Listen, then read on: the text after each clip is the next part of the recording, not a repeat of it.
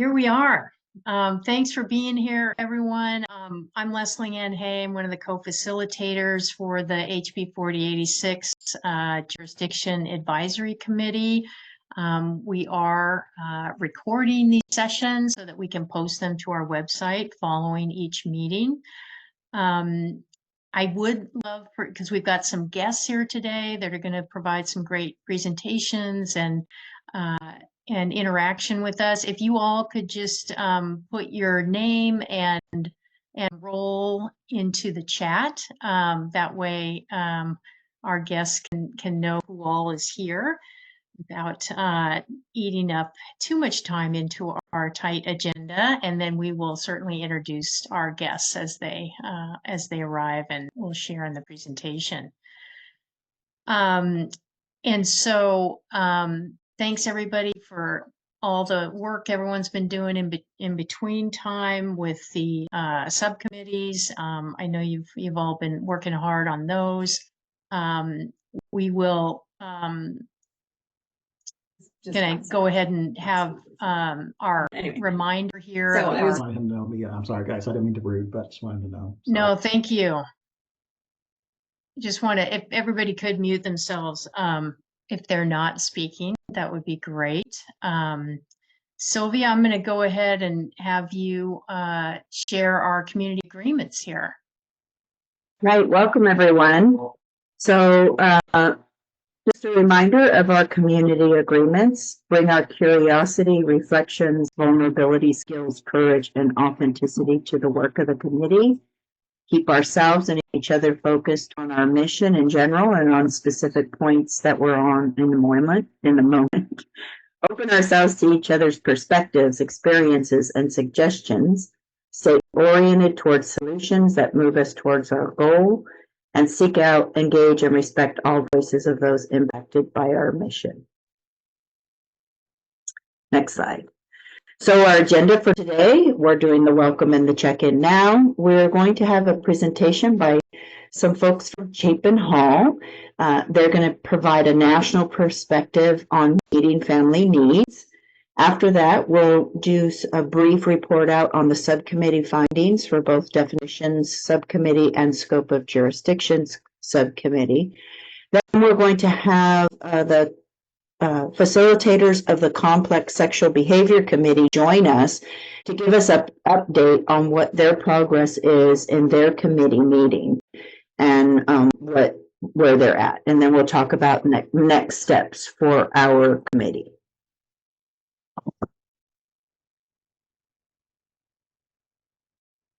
So with that, we're gonna, is Yasmin here already? Oh, there she is right there. All right. So we're going to get this national perspective on meeting families' needs. We have Yasmin, I'm going to try this. Yasmin Grohl-Kolk and Leanne. That's good. Okay. And Leanne Wheaton from Chapin Hall.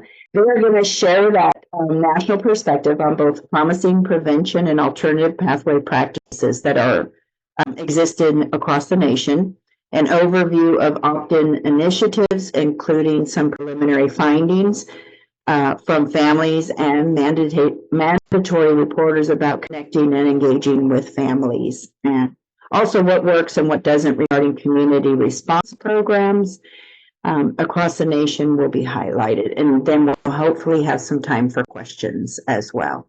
So I'm going to turn it over to Yasmin and Leanne. And I'm going to go ahead and stop sharing. And I think it's all queued up to have multiple folks share. So if you all want to launch your slides, that would be great. Thank you. Can you see our slides? Yes, we sure can. Okay, wonderful. All right.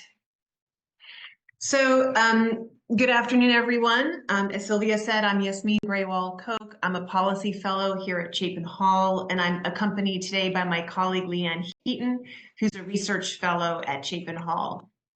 Thanks so much for the opportunity to present to you all today on economic and concrete supports and community response to support prevention. I'll be sharing some of the research on economic and concrete supports as a child welfare prevention strategy. And Leanne will be sharing about alternative and community pathways to prevention services and supports. And I believe after our presentation, we'll have some time for discussion and to answer any questions you might have. So let's start with economic and concrete supports. And what exactly do we mean by economic and concrete supports? We consider these supports broadly as financial assistance and material goods and services provided directly to families, including supports such as cash, public benefits, tax credits, employment, housing, childcare, legal support, healthcare. This slide provides a high-level overview of the body of research that we've compiled at Chapin Hall on the association between economic and concrete supports and child welfare involvement. So in general, you'll see that reduced access to economic and concrete supports is associated with increased risk of child maltreatment and child welfare involvement, while increased access to economic and concrete supports is associated with decreased risk of child maltreatment and child welfare involvement. This ever-growing body of evidence is consistent across time and types of studies. It's also consistent across mechanisms, meaning that economic and concrete supports are associated with reduced risk for child welfare involvement, regardless of the type of support that's provided to families. And importantly, economic and concrete supports evidence is actionable. It can inform evidence-based policy making and the types of supports we choose to provide to children and their families to keep them together and prevent unnecessary separation. I'll start by talking briefly about the relationship between family economic insecurity and child welfare involvement. Data shows us that consistently around 60% of substantiated CPS responses nationally involve neglect only. I highlight this number because we often suspect that cases involving neglect are secondary to poverty. I do want to point out that the research shows us that the provision of economic and concrete supports to families is associated with decreased risk for child welfare involvement due to both neglect and physical abuse. So we need to look beyond just the neglect numbers. This analysis from Child Trends shows us that as of 2022, nearly half of states in the US did not specifically exempt financial inability to provide for a child in their definitions of child maltreatment, including Oregon. This may be funneling families into the child welfare system, even if their children haven't been harmed or are not at risk of harm due to their parents' caregiving abilities. However, it's important to note that poverty exemptions do not by themselves lead to reductions in maltreatment cases, and in particular neglect cases. This might also require strategic practices, as well as requiring a preponderance of evidence standard for substantiation, and assessing neglect through a higher threshold of harm. And by that, I mean requiring a specificity of harm to substantiate neglect rather than just an act of omission. Several states have recently tightened their legal standards for removal to address poverty-related child welfare involvement. Washington State's law from 2021 limits removal to only situations where it's necessary to prevent imminent physical harm. And it clarifies that the existence of community or family poverty, inadequate housing, mental illness, or substance use does not by itself constitute imminent physical harm. Kentucky narrowed the definition of neglect to include an explicit exemption for poverty. Research also shows us that there's a strong relationship between family economic insecurity and child welfare involvement. One recent study demonstrates that around 83% of families investigated by Child Protective Services nationwide have incomes below 200% of the poverty line. Evidence increasingly indicates that families who experience material hardship may be at particularly high risk for child welfare involvement.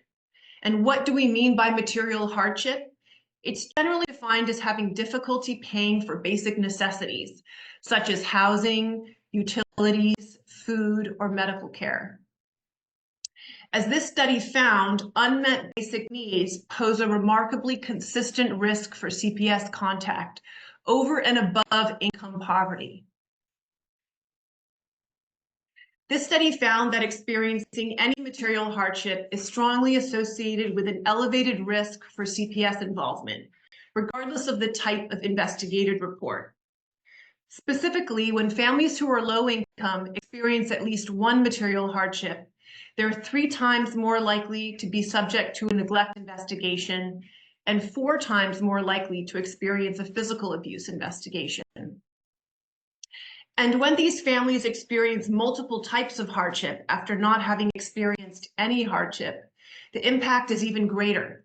They are 7 times more likely to experience a physical abuse investigation. Let's look at some of the predictors of child welfare involvement. On the left side of this slide, a systematic review found that the most reliable economic predictors of child welfare involvement are income loss, cumulative material hardship, and housing hardship. And on the right, you can see which types of hardship are most predictive of investigated neglect reports. Things like food pantry use, difficulty paying rent, utility shutoffs, and inability to receive medical care. This recent study, based on Illinois data, found that community food insecurity is predictive of child maltreatment reporting rates. And increases in food insecurity within communities over time have a particularly strong association with child maltreatment reporting rates in small urban and rural areas. We created this visual based on the evidence to show how multiple hardships can overload families and increase their risk for child welfare involvement. As more boxes get loaded onto this truck, we see it start to break down. And what happens to the family when we start to take some of these boxes off the truck bed? Next, we'll explore what the research tells us. So let's turn now to what the evidence tells us about the relationship between economic and concrete supports and child welfare involvement.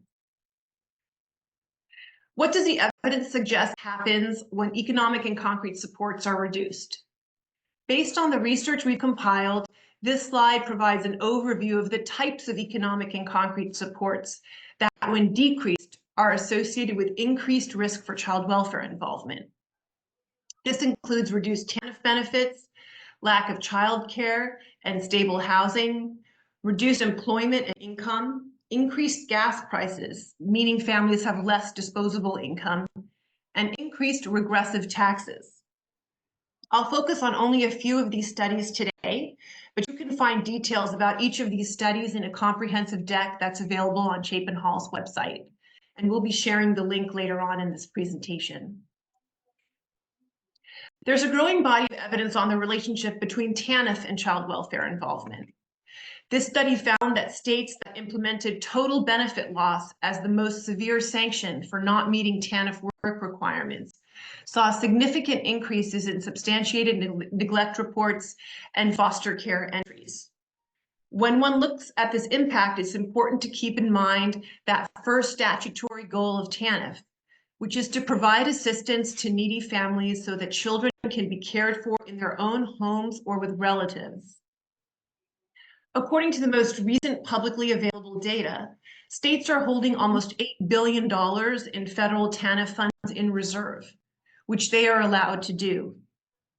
Oregon had an unobligated balance of $181 million in 2023. States have considerable flexibility in administering their TANF programs, including the policy option to eliminate full family sanctions, which take away TANF benefits from the entire family if a parent does not meet work requirements. This map shows that nearly half of states still impose full family sanctions as an initial sanction, for not meeting TANF requirements. In recent years, full family sanctions have been eliminated in Oregon, as well as several other jurisdictions. Now, what does the evidence suggest happens when economic and concrete supports are increased? Here's a summary of the types of economic and concrete supports that, when increased, are associated with decreased risk for child welfare involvement based on the research we've compiled. They fall into 4 categories: macroeconomic supports, concrete supports, public benefits, and child welfare interventions augmented with economic and concrete supports. I'll share a few of these studies with you all today. This important analysis looked at state spending across several public benefit programs. You can see those programs in that box on the right. It found that each additional $1,000 that states spend annually on public benefit programs per person living in poverty is associated with a reduction in child maltreatment reports, substantiations, foster care placements, and child fatalities. These findings suggest that state investments in public benefit programs are a population-level strategy to prevent child welfare involvement. This analysis also found significant long-term cost savings from this investment. Each additional 13% that states spend annually in public benefit programs would save up to $153 billion due to reduced child maltreatment-related costs. This graphic from the analysis I just shared shows each state's total annualized spending on public benefit programs per person living in poverty from 2010 to 2017. I apologize, it's a bit small, but you can see from that big arrow there that Oregon spends slightly more than the national average, but there's definitely room to increase spending on supports for families. This recent working paper analysis found that on average, an additional $1,000 unconditional cash payment to families in the early months of a child's life is estimated to reduce the likelihood of a CPS referral for neglect by 10%, a referral for physical abuse by 30%, a substantiated CPS referral by 15%. Those are all by the time the child reaches age 3. As well as a reduction in child mortality by 30% by the time that child would reach age 5. There's a growing body of evidence showing that tax credits are associated with decreased risk for child welfare involvement. This study looked at the impact of the enhanced COVID-era monthly CTC payments that were sent directly to families for 6 months. It found that these payments were associated with an immediate almost 14% reduction in calls to the National Child Abuse Hotline. And following the expiration of the enhanced CTC payment, there was a gradual increase in hotline calls over time, particularly for neglect.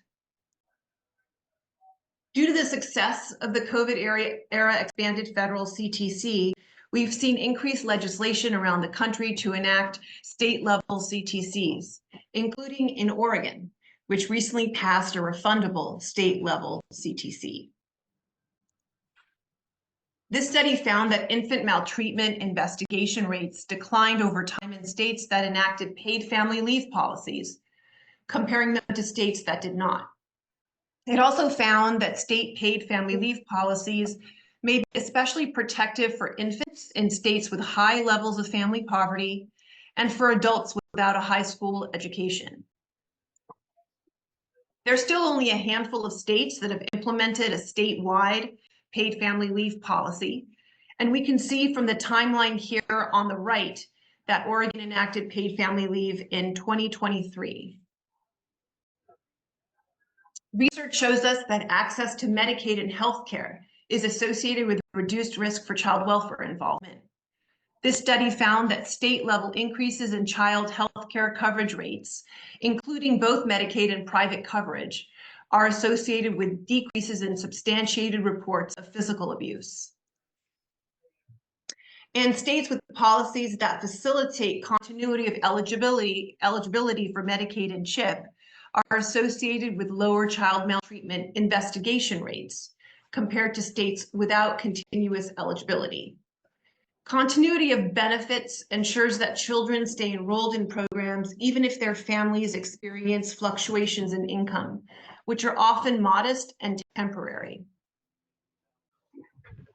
As part of Oregon's Medicaid waiver, which was approved by the federal government in 2022, it became the first state in the nation to provide continuous Medicaid coverage for children from birth to age 6 and 2 years of continuous enrollment for those older than 6, even if their household income fluctuates. Turning now to childcare. In this study, each additional month that mothers who are low income receive a child care subsidy is associated with a 16% decrease in the odds of a neglect report and a 14% decrease in the odds of a physical abuse report in the following 12 months.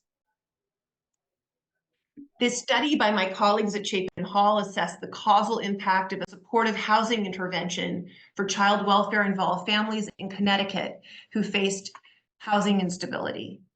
It found that compared to the control group that received the usual services, families who received supportive housing experienced significantly fewer removals, a lower prevalence of substantiated maltreatment, and increased reunification. This seminal study looked at state-level data on public benefit levels from 1990 to 1998 to examine the impact of welfare reforms on several measures of child maltreatment. It found that more generous public benefits are associated with fewer children placed in foster care. Specifically, a 10% increase in state public benefit levels for AFDC and value of food stamps, AFDC is now TANF, for a family of 4 is predicted to reduce foster care placements by 8%. This longitudinal study found that children from low-income families who participated in SNAP or WIC had a lower risk of experiencing substantiated maltreatment reports compared to children from low-income families who didn't participate in either program.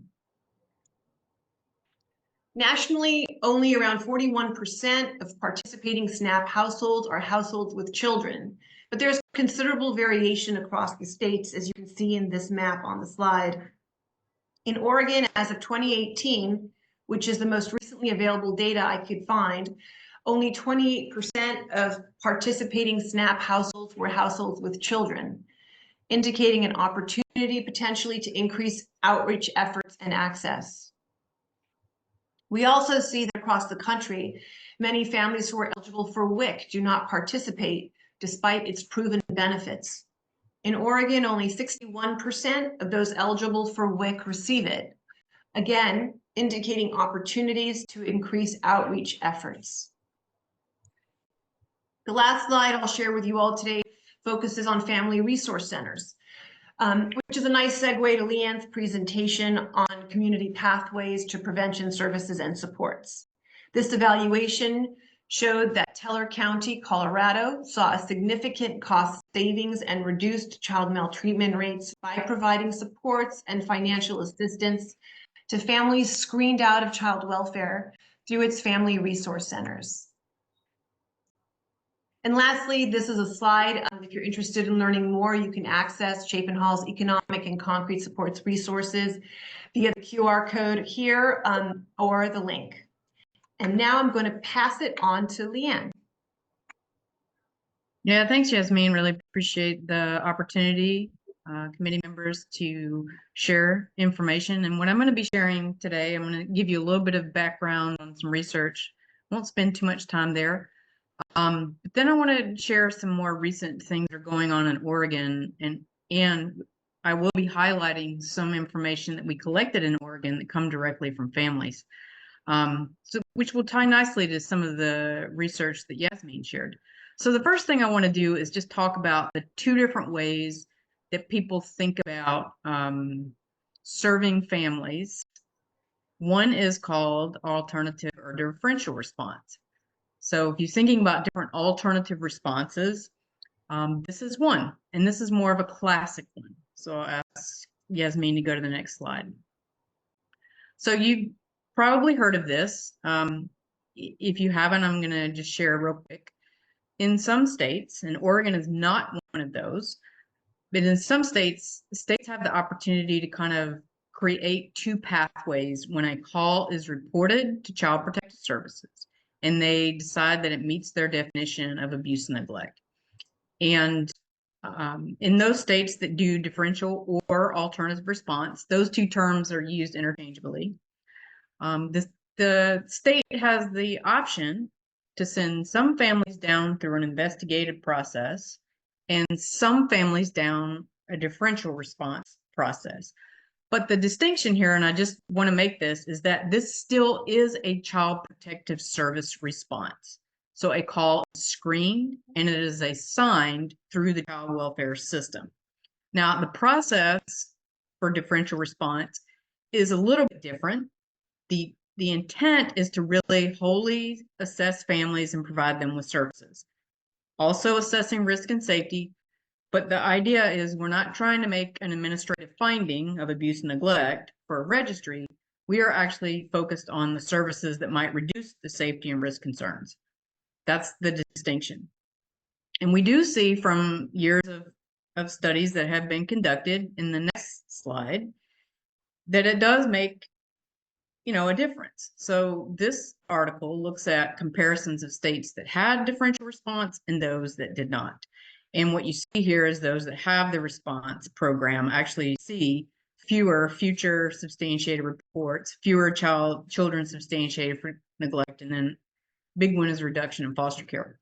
I will also say what is not on the slide, but is also true in the evidence, is that families that experience differential response versus a traditional investigation actually say that they view the experience more positively.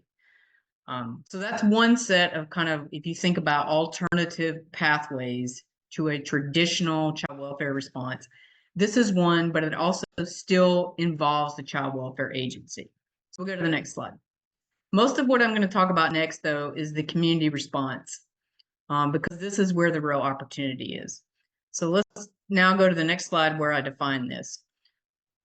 Community response is simply a response that doesn't involve child welfare. So you have this group of families, and I'll show you some data in just a second, actually large numbers of families where people have concerns and they might make a call, but it doesn't meet a statutory definition of abuse and neglect. So in many systems, what will happen is that family is simply screened out, nothing else happened. Well, that's a missed opportunity because that family obviously was getting called, somebody was concerned enough to call about them. And usually it's an early warning signs. Education personnel are one of the most classic examples. A lot of teachers call things in, but it doesn't really translate to anything. Well, research will also suggest to us that those teachers are the ones being around the children a lot, and they're actually detecting early warning signs that could escalate. And a community response is designed to kind of fill that gap. It does not involve the Child Protective Services or the Child Welfare Agency. It actually takes place in the community. We'll go to the next slide. Now, we have some literature on this, studies that have been done, and just to kind of put a finer point on this, these community response programs, the real goal is to stabilize families. And for two reasons. One, this can help prevent future maltreatment. It can also prevent child welfare involvement or child protective services involvement specifically. It's short term. The key here, it is voluntary and it is community based. So there's no government involved in the actual delivery of the service. And it typically doesn't involve a child protective services oversight. And some of the components that are traditional in these programs is usually we'll have a home visit, or home visit component to it. We'll assess the family for strengths, needs, and stressors. A caseworker will work short-term with the family. They'll develop a case plan that is driven by the family. And a lot of times these programs will offer some sort of flexible fund. The reason being is exactly what Yasmin was showing. And I'll make more connections in a minute. Okay, we can go on to the next slide, Yasmin. So there are successes with these programs in this way, in this model. So outside of the traditional, for Oregon, outside of your ODHS umbrella is what we're talking about. So families in these programs, they will complete their case plan goals, especially if that case plan involves some way to increase or elevate income. So for example, working on new skills so that they can get a higher paying job, or simply working on skills so they can get a job, or some sort of access to benefits that help stabilize or financial support to family. These programs are most successful when they prioritize meeting basic needs. I mean, you can think about it just practically. It's very hard to participate in any kind of treatment if you don't know where you're going to eat and you don't know where you're going to sleep. Programs that prioritize this have more success. We have also seen in literature where this flexible funds, and that means like in some cases it's direct cash to the family, or some cases it may be a direct one-time rent payment, electric payment, but something that really can happen immediately to show like we're here to help. That boosts engagement, reduces stress on the family. And of course, these programs, if they really are designed around promoting the family strengths, they're more successful. We also see challenges, and that's what I'm going to show in the next slide.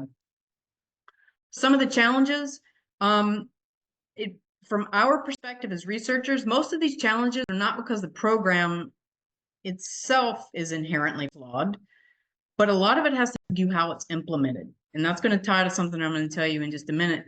So you can see that from this first sentence. These programs vary widely on engagement and acceptance rates, anywhere from 8% to, at the better end, 40%. So community response services usually have low uptake, and that's true for voluntary services, but some do better than others. One of the biggest challenges is if the program is perceived to be connected to the government, and specifically Child Protective Services, that's going to decrease participation uptake. We also see variation in how that flexible support or economic supports are offered. In some studies, the worker uses their own discretion. We find that that creates problems rather than a standard process for which you distribute the funds. And then, of course, the standard, we've got more demand than we can meet in our existing community response service array. So we'll go to the next slide. So one thing to note here about these community response programs and the research is they often do have screened out families as a base population that they're trying to serve. Why? Well, because screened out families, somebody, again, has raised the concern, it does not meet your definition of abuse and neglect. And if we could reach those families sooner when they are starting to show early warning signs, we might be able to do something about it. And there's good reason to use this as a population to try to offer preventive services through community response. Screened out families are very similar to families that are eventually screened in. We do see that these programs can work. We have seen studies where families actually do. Families receiving community response do show decreased re-referral and involvement, further involvement with the Child Protective Services, child welfare. But we also see that some of these findings are mixed. Some of the programs that were studied actually didn't find any impact. Again, we would argue that sometimes this doesn't have to do with the program, but actually how the program is implemented. So let's go on to the next slide. So now I want to talk a little bit about what's going on in Oregon right now. You are actually in the middle of designing and implementing a community response program, and this is being supported in large part by the Doris Duke Foundation. If you haven't heard an opt-in, there's plenty of opportunity to find out more about it, but let me just tell you a little bit about the background. And Yasmin, I made you go back, and sorry about that. But here we go on the next slide. I want to just show you a data just to more illustrate this point about the system as a whole. This is a slide, and this is a national slide. So this is national data. It's generated annually, and this is the most recent data we have. And this comes from all the child maltreatment reports that happen across the country. So if we did a slide like this for Oregon, we would see similar. But let's just say for now, we're looking at national.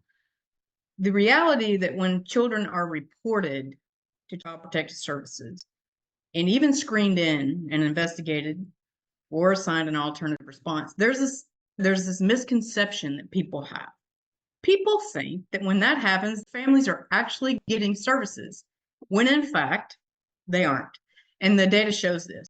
You can see that on an annual basis, roughly 7 million children, or 7 million referrals are made across the country. over 6 million get nothing. Some of those are screened out. About half are screened out. So we have a large pool of families that potentially could be served in a community response. Now, not all screened outs, as we know, need anything. Some are just, there's a variety of reasons a call might be screened out, but there is a core group of families, more than we probably think, that could be served. And they are early indicators that first call is an early warning sign that we could do something about. So the families right now don't, in many cases, they're screened out, nothing happens. But even more disturbing, and I just want to highlight this, is if you look towards the left-hand side, where we actually have children screened in and are actually identified as victims of a maltreatment. Almost half of those don't even receive services. And then if we look on the other side of the chart, where the other arrow is, children that are assigned to an alternative or differential response within the system, as I mentioned in the first slide, in the whole program is designed to offer services, we see almost 3/4 don't get services. So there's sort of this myth that when you call Child Protective Services, we're actually getting help. And in most cases, people don't get any help, or they're investigated and still don't get help. And the government is out at their house assessing them and they still don't get help. So we can do better. That's the point of this slide. So that's what we're doing with opt-in. And opt-in is based on these fundamental core components. And I'm going to break those down for you in the next few slides, starting with access. And access. So each site, and Oregon is one of 4 sites. There are 3 other sites across the country that are participating, but Oregon is one of those. And as part of the opt-in community response, we might even call this like building off of things Oregon was already doing. So you had a great foundation, but now we're expanding it to become like this really well integrated opt-in model, community response model that has these core elements. One is a defined focus population that's been determined in Oregon. It's happening in 2 of your districts. And actually there is a process for identifying families who are screened out. The next slide will show you the next component, and that's engagement. As I mentioned earlier in the research, we know that voluntary community response programs have low uptake. Part of opt-in work is to find better engagement strategies so that we can boost that uptake rate for families that obviously have needs because somebody's calling a hotline wanting to get them help. And we're trying to figure out different ways that outreach is going to work and boost engagement. And you can see that here. The next part of opt-in that Oregon is going to be working on is navigation.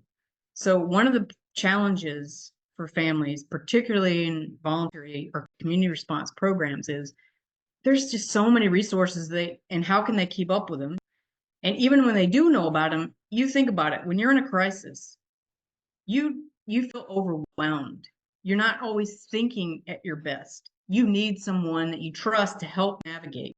That's true for all of us. You think about a crisis you've had in your own family. Wasn't it great to have that trusted person that was helping you through that crisis? This is the same concept with opt-in. And then the next slide will show support. Just connecting back to the research that Yasmin shared, part of opt-in includes testing a flexible resource. And the Doris Duke Foundation, again, is providing that to be distributed in a way that Oregon decides, but also connecting people with the right other services. So now let me go and tell you a little bit more about what we're evaluating. I'll run through this quick, but then really dig into some of the key findings that we just learned that relate to something this committee might be interested in knowing. First, for opt-in, because the program hasn't been fully built, you have some of the basic components, but we haven't operationalized all of them. So whenever you're kind of building a program and you're getting it ready for an outcomes evaluation, we generally would do what we call formative evaluation. And that's what we're doing. So let me explain further in the next couple of slides. First, a formative evaluation is different than a process evaluation, and it is different than an outcome evaluation or an impact evaluation. A formative evaluation recognizes that many programs fail, not because the program isn't good, but because the program isn't implemented well. And that's true in numerous studies. I can point you to healthcare literature where this started. Many things that were great in clinical trials, when you try to scale it out into the public, fails. And again, it's not because it wasn't a good program, but it's because of how it's implemented. So part of a formative evaluation it monitors how it's being implemented, gives real-time feedback, almost like a CQI cycle, so that the people implementing it can make adjustments. That's kind of the concept of it. So that's what we're doing. We're just trying to see what's working, what isn't working, track it, and then give feedback and say, hey, you might want to try this now. So that's sort of what we're doing with formative evaluation. So next slide. It also follows implementation science. And because that is crucial for a program to work, it has to be implemented successfully. And there is a roadmap to do this. And that's what I'm going to show you next. Following slide. Okay, these are the 4 stages of implementation if you look at the framework. And if we think about Oregon, for opt-in, not for your business as usual, but for opt-in, we would say that you're in installation. That early phase of defining all those components and really refining the processes to understand those components and implement them. We hope by the end of this year, Oregon will be moving to that next phase of initial implementation. That's where you can really start to see your trends with long-term outcomes, but you won't have the numbers just yet to actually move to full implementation where you can do an outcomes evaluation. To do an outcomes evaluation, you have to have 2 things: a successful implementation and the numbers of uptake so that you can test differences. And that's what we're working on. So we'll move on to the next slide. I've said enough about the evaluation. Now I want to talk a little bit about data collection. So as part of this, Chapin Hall is the evaluator for opt-in. And we have an initial data collection that we've been engaging in Oregon and the other sites over the past year. And the next slide. We have a lot of different things that we're doing, but the main thing that I want to discuss today, and I think this group would find interesting, is the results of our community cafes. I'm going to tell you what that is in the next slides. The community cafe is essentially, if you want to go to the next slide, a structured way to collect information, but it's informal and it can be done through conversations. And usually it's about important community issues. The data collection itself, because of how you do it, actually creates connections. So essentially what we did in Oregon, I'll show you in a future slide, we brought families together in areas where opt-in, we were going to implement opt-in, but also areas where you have a lot of child protective services reports. So you've got families in those communities, either A, have been a subject of the report, or they know somebody. We didn't ask, they didn't have to identify, but just being and living in a community where you have high referrals, the likelihood of one of those 2 things being true is very high. This allows people just to talk openly with each other. And we as researchers stay in the background. We may ask the question, but a trusted community member is there to really facilitate the meeting. We bring food. It's really a nice informal gathering, but it's very structured. Next slide. So we have research questions for our evaluation that we're trying to answer, and that's here. We'll go on to the next slide. But here's where we conducted the cafes. And we conducted them with families in these communities, in Portland and in Klamath, and also with mandated reporters.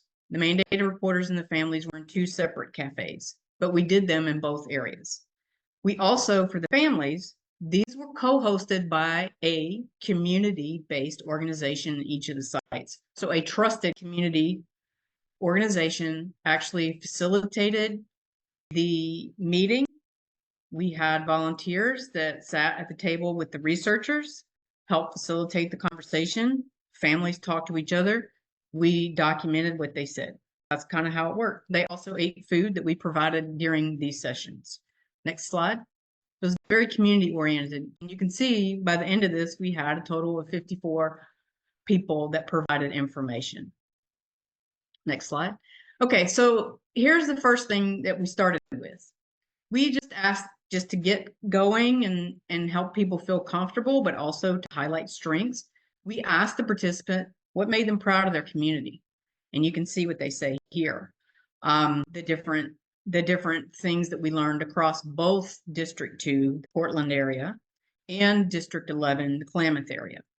Now, the way this slides are structured, just to give you a little bit more context, is on the left-hand side where you see the icons and the findings, the thematic findings, that's what is there. But then if you look on the right-hand side, these are direct quotes from the family members, in which we consider like the evidence to support the theme. So I won't read those to you, but you'll have the slides and you can read more. So we see a lot of positive strengths. Next, we just simply asked, do you know somebody, or have you ever been reported or know somebody that was at risk or been reported? Didn't ask them to identify themselves, but just say in third person, you know, if you've known someone, what kinds of things are they usually struggling with that could have led to that report? And sure enough, the families told us financial challenges, housing insecurity, lack of child care, the exact same data that Yasmin just showed. But now we're hearing it in real time from families, real families in Oregon. They also talk about barriers to accessing some services, stigma, embarrassment, fear. And again, that fear of child protective services really restricts people from reaching out and getting help. And that goes back to the community response literature that says one of the things that helps increase uptake with services and getting supports is no government entity providing the services. This is supported by your own Oregon families and mandated reporters. Next slide. Now, the next part I find to be probably some of the most useful information that we've collected so far in Oregon in terms of helping inform implementation. One thing we knew as researchers was the uptake or the engagement rate, the participation rate in these services is low, as I mentioned, between 8%, 20, 23% is average, and on the high end, 40%. So we said, you know what? Part of opt-in is to co-design with the community. So that's what we did. We decided we're going to ask community, what would they recommend if you had the scenario of a screened out family and we described to them what it was. How would you want to be someone contact you? How would you want them to reach out? What kinds of things should they be offering or saying? What would get in the way? And what would actually help them thrive? So that's what we asked our cafe members, our families, our mandated reporters. And this is what they told us. First, and not surprising, collectively, we heard across these families that it shouldn't be from the government. No ODHS, no child welfare, because we need it to be a trusted community member. Somebody that we think is relatable to us, has a shared background or history, perhaps another peer with a similar experience or a similar challenge that they figured out how to overcome. And most importantly, and we heard this over and over, come out there with something that they can do immediately to help us. So if you're coming out to help me with finances, you know, don't come out and say, I'll get back to you in a couple of weeks. Actually come out there with a gift card that I can go down the street, you know, to the grocery store and get food. So this is really great insights. We also heard about different ways to kind of reach out. But one thing that really resonated with us is this broad awareness raising. So not just, you know, a person calling or maybe going out, but really like creating community events, raising it up in social media, creating that sort of sense of community, and then like sharing the resources. So we heard great ideas about outreach and engagement to boost uptake in these community response programs, hopefully for opt-in. Next slide. What services and resources did families tell us that they needed? Well, not surprising. They said we have a lot of basic needs. We need help with rent. We need help with utilities. We need help with housing, childcare, transportation. These were the things that really popped up. And of course, you have other things like, well, it would be helpful if we had more behavioral mental health services or legal aid or education and employment. but those basic needs keep coming up over and over. We'll go again to the next slide. Barriers. I just want to point out that we often think about some of these organizational barriers. We think about wait lists. We think about sometimes we have language barriers or paperwork. Sometimes we think about logistical barriers. But rarely, I think, do we usually have this come up in a data collection, and I just want to highlight it, is there is a stigma about getting help. There's pride that people have, even when they know they're struggling, they don't want to ask for help, and they really would like a way to access help that feels normal. Plus, a lot of times with systems, they've had negative experience that deter them from wanting to get the help. And again, here's this fear of being reported. So we just have to think about that as we're rolling out implementation and engagement efforts. And final slide on this, Yasmin, and I'll wrap it up. What really did members of your Oregon communities tell us that would help? First, peer support specialists. I know that Klamath kind of has something in place already, but we know that this is something that this was highlighted across the cafes that we did. A consistent and committed point of contact, voluntary, and then families just want to feel like they have someone they can go to that listens to them, they feel cared for, respected. But more so is this whole ability to help navigate these complex systems. So a one place they could go, know about all the services, perhaps apply for those services, have someone help them. And then if the service isn't in a place, and particularly in rural places, we know there are big service gaps, mobile services that come around on a regular cadence. And I think that's what I have. I'll wrap up with this. We learned a lot. This is what this slide shows us, that we plan and we have been sharing back with Oregon to help them adjust or refine their implementation approach to their community response program that they're building with opt-in.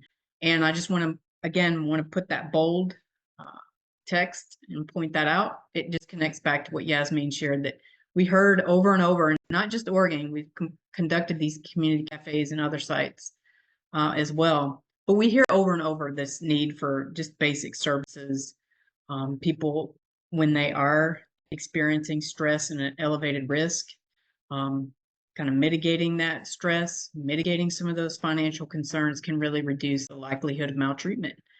And that's a really important message that we continue to hear.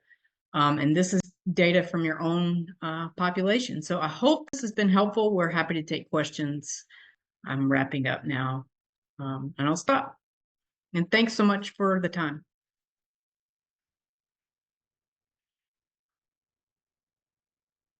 Thank you so much, Leanne and Yasmin. And I just want to open it up to the group to see if there are questions. Amelia, I see your hand.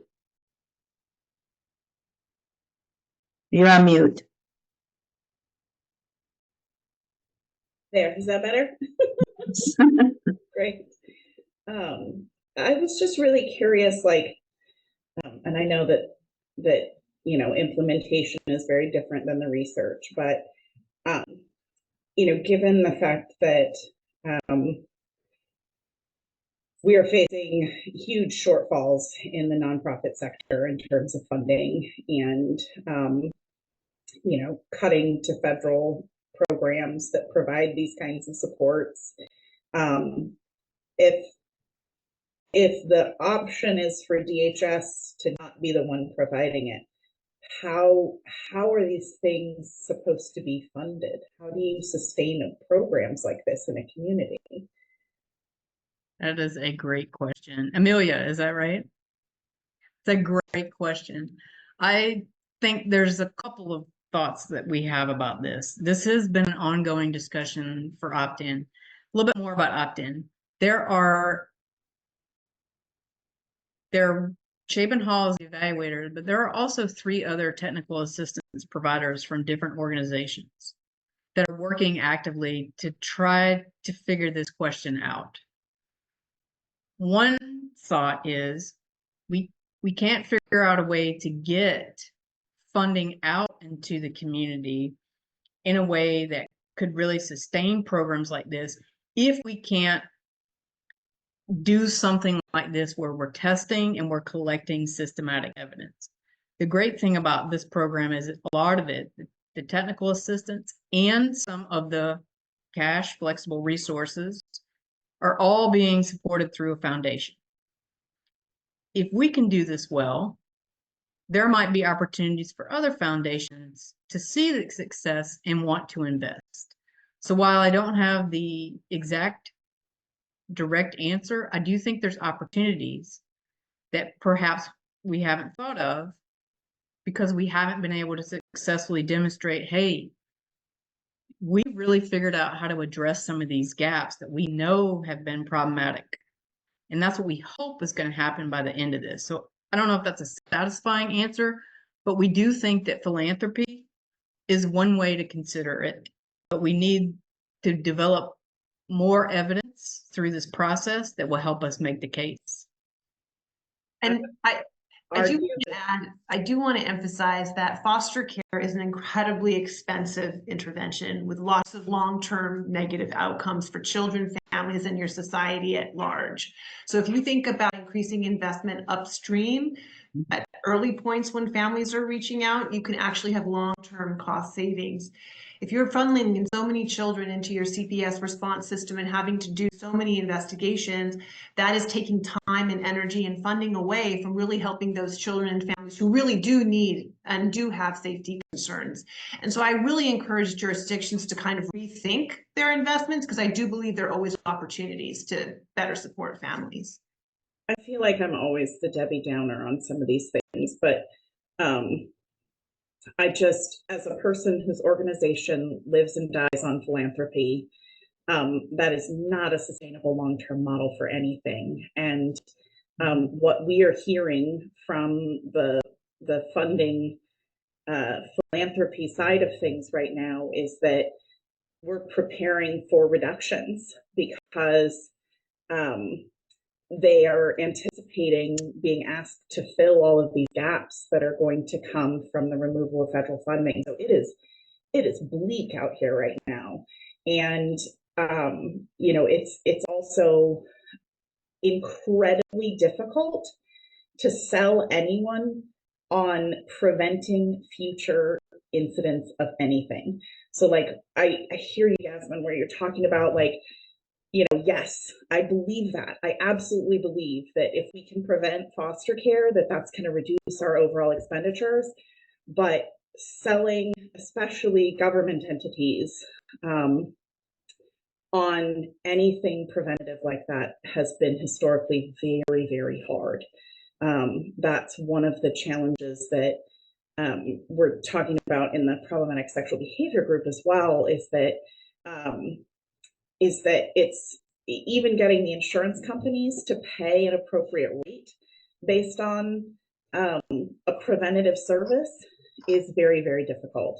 And, you know, it's so hard. And I know there's some progress happening, right? Like we have the new, was it social benefit in OHP where they are providing some of those flexible funds to folks. So like, you know, there's little bits of progress there, but all in all, that is very hard to do.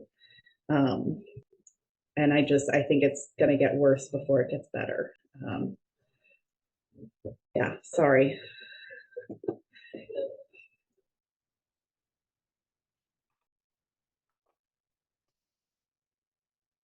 Other questions that folks have?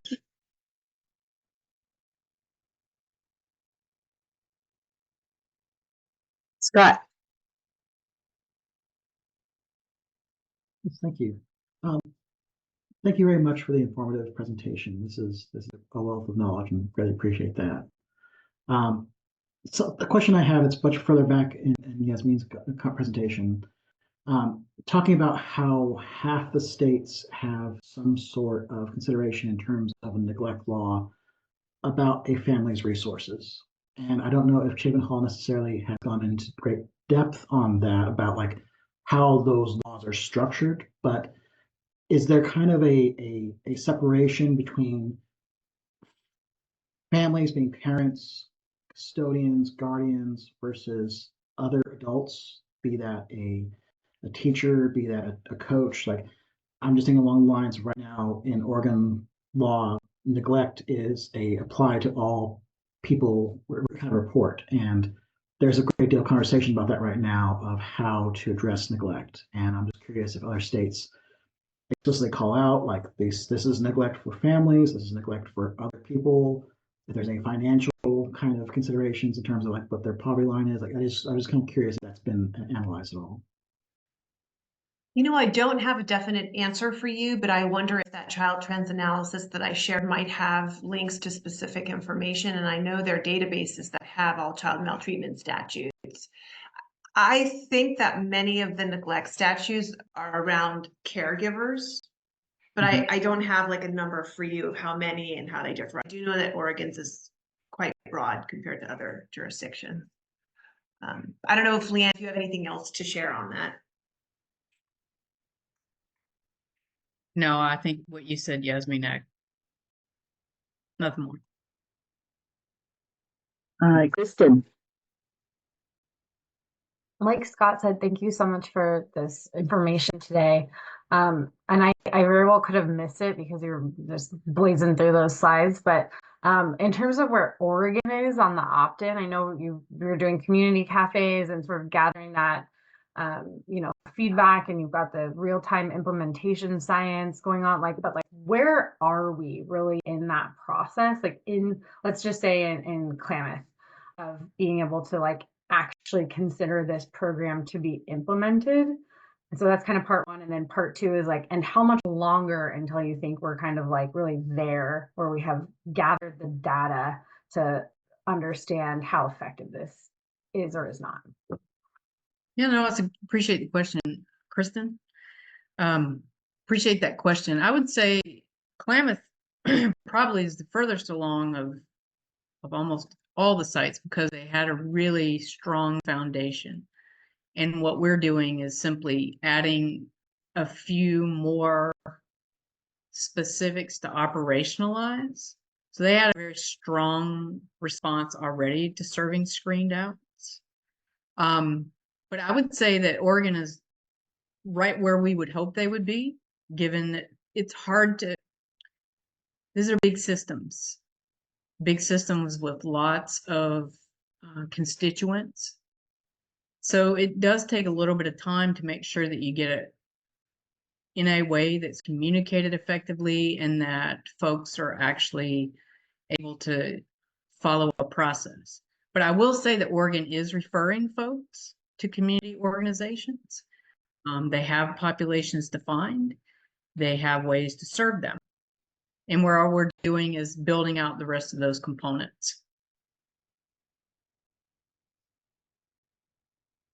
So in traditionals, just to give you a traditional timeline for implementation or something like this, to get just the initial part going and set, usually 2 to 3 years, and then to actually see impact, another year to 2, depending on uptake. But that would be normal in big systems like this.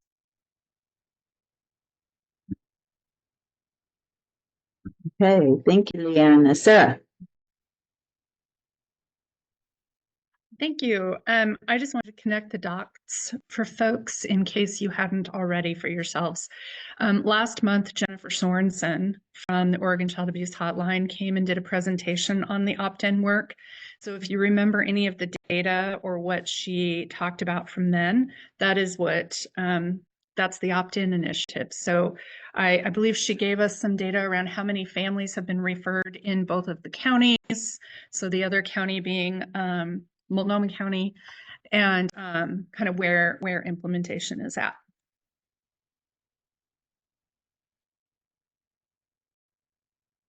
Thank you, Sarah. Other questions, folks? I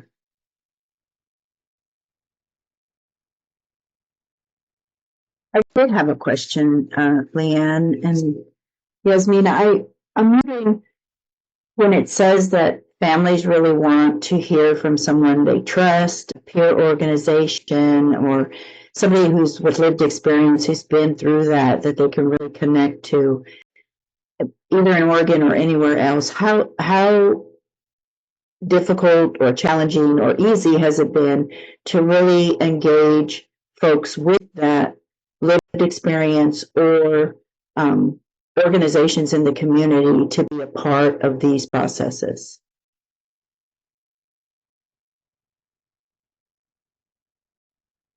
I'd be curious to hear your thoughts on this, Yasmin, but I will say that there are places that do have like a peer navigator or a peer support that's part of their system or part of their community organization.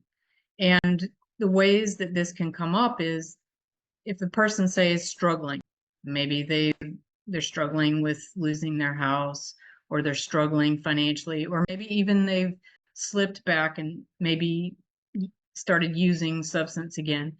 To have somebody go out and really be able to say, hey, look, I went through this. You know, there was a time where I was really struggling with whatever the similar thing is, and here's how I was able to overcome it. Would you like me to walk alongside you? This is an effective model.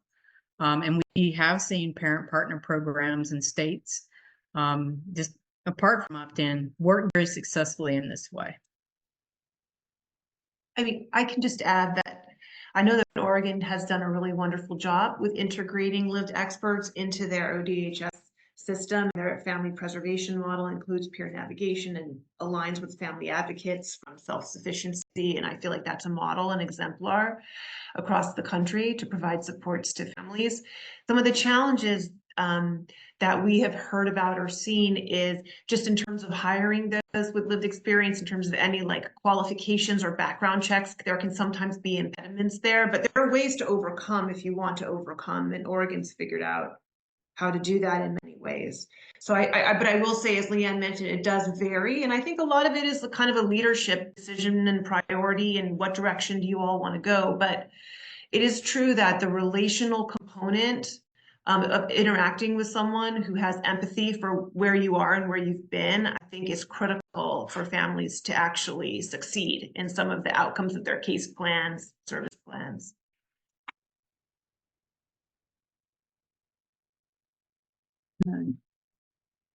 Other questions?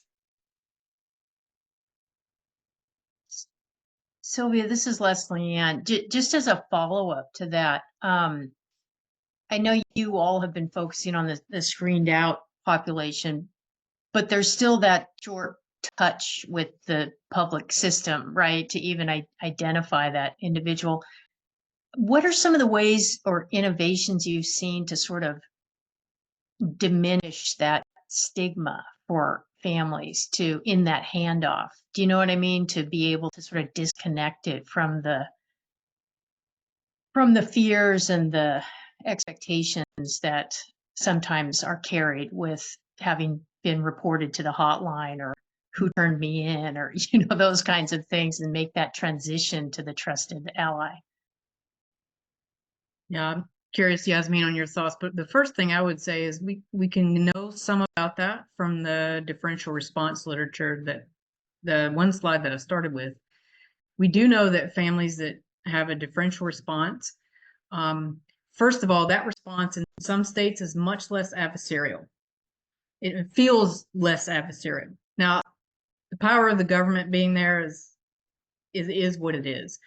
But we have found in approaches where it's not adversarial and it's presented as not an investigation, but actually, hey, we've had some concerns, but we're here to work with you. We really want to look and see what needs are and what services. That families do report more satisfaction with this differential response approach than in a traditional investigation. So we do know that from evidence. I don't know if Yasmin, you have other examples. No, I don't think I have anything else to add. Thank you. There's a comment from Amelia in the chat about, do you think that families would feel the same concerns about child welfare involvement if it were the self-sufficiency portion of the agency that reached out, because some of them have parent navigators. Yeah, and that's kind of related to what I was sharing about the family preservation model and the self-sufficiency. They call them family advocates, I believe. And I think that's a really wonderful model. And I do think that the fears would be less if it was a self-sufficiency advocate or parent navigator that reached out, because they're not then afraid of being separated from their children, which is what really creates that fear.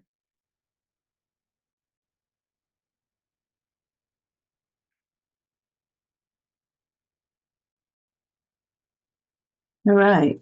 Are there any other questions for Leanne or Yasmin at this time?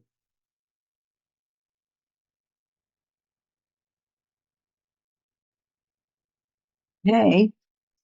Well, I'd like to thank both of you so much. It was just a wealth of information that you provided. I think it's been very meaningful to hear that. So thank you so much. All Thank right. you both.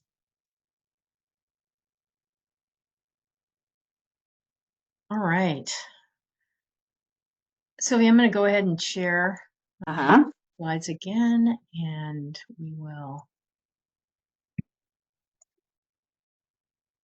Well, there was a lot of information in those slides. Leslie Ann put the slides in the chat, and I believe you can access them there, and then but we will also be including them in our slide deck in the hub, the communication hub, in case you want. And there was that QR code for more information. So there's a wealth of information that you guys can look at if you want to see more of that. All right, so we're going to move on to the findings of the subcommittees that we have been working on. We're going to start with the definition subcommittee. And after we go through this real briefly, we'll take a break. So we have been focused on identifying in our definitions the persons responsible for a child's care and what that means. So when we looked at the comparison states, what we saw was that other states actually identify who that person is responsible for, who is the responsible person for care, which Oregon does not do in their definitions right now. So we wanted to see if there was a way to do that. We looked at the definitions from the comparison states, the committee did, and kind of landed on this basic information, which is an inclusion of an individual that is functioning within the family unit as part of the definition. So the responsibilities for the care of the child, such as the parent, the guardian, or another person having similar in the home care responsibilities. And then the individual functioning outside. So really like the way this was crafted by one of the states. I'm sorry, at the top of my head, I can't remember which one, but really identifying those persons that are within the family unit and then persons with outside of the family unit. And then the committee wanted to include, because it says in the second part, or other local custodian of a child having either full-time or short-term care responsibilities, and then they include but not limited to daycare, babysitting, which could be paid or unpaid, counseling, teaching, coaching, and we added foster care, group home, and residential treatment, just to be clear that either full-time out of the side of the family unit can include foster care, group home, and residential treatment. So this is kind of where we landed for persons responsible for the child's care, and really adding that to making a recommendation that we would add this language to the definitions. Are there any questions about this or anything anybody from the committee would like to add to what I have summarized?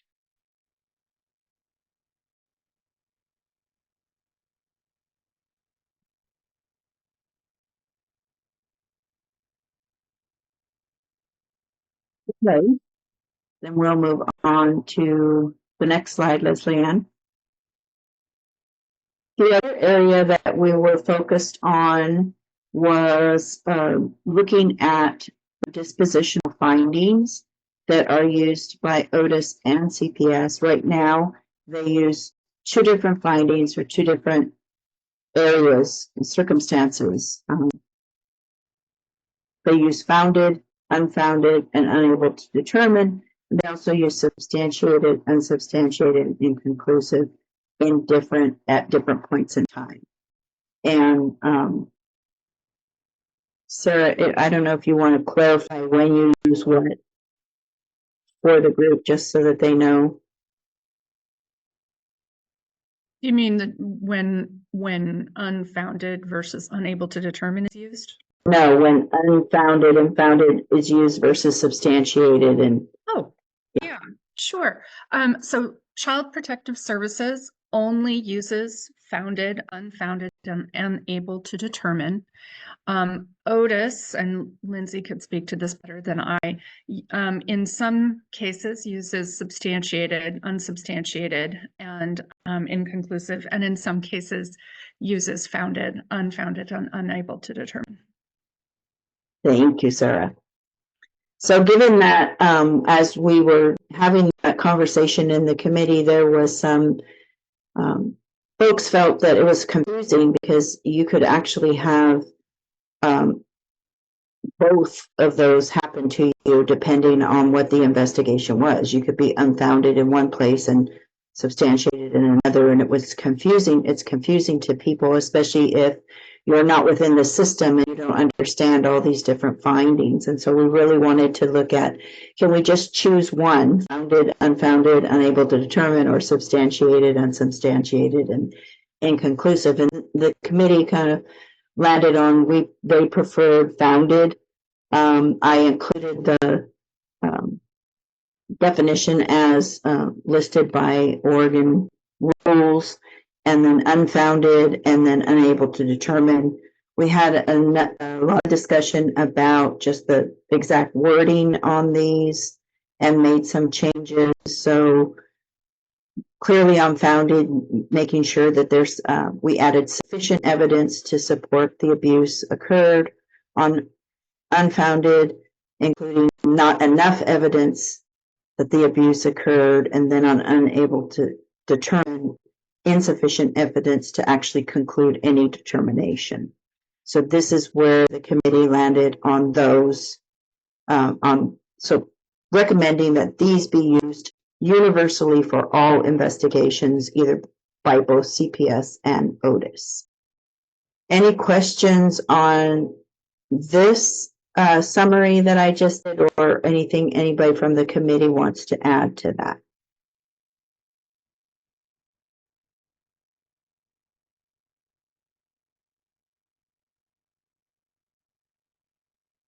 Okay, so the other area we were continuing to work on was the standard of proof and what the standard of proof should be. Right now, it's reasonable cause to believe in Oregon, and we were having conversations about whether it should be higher, elevated to the level of preponderance of evidence.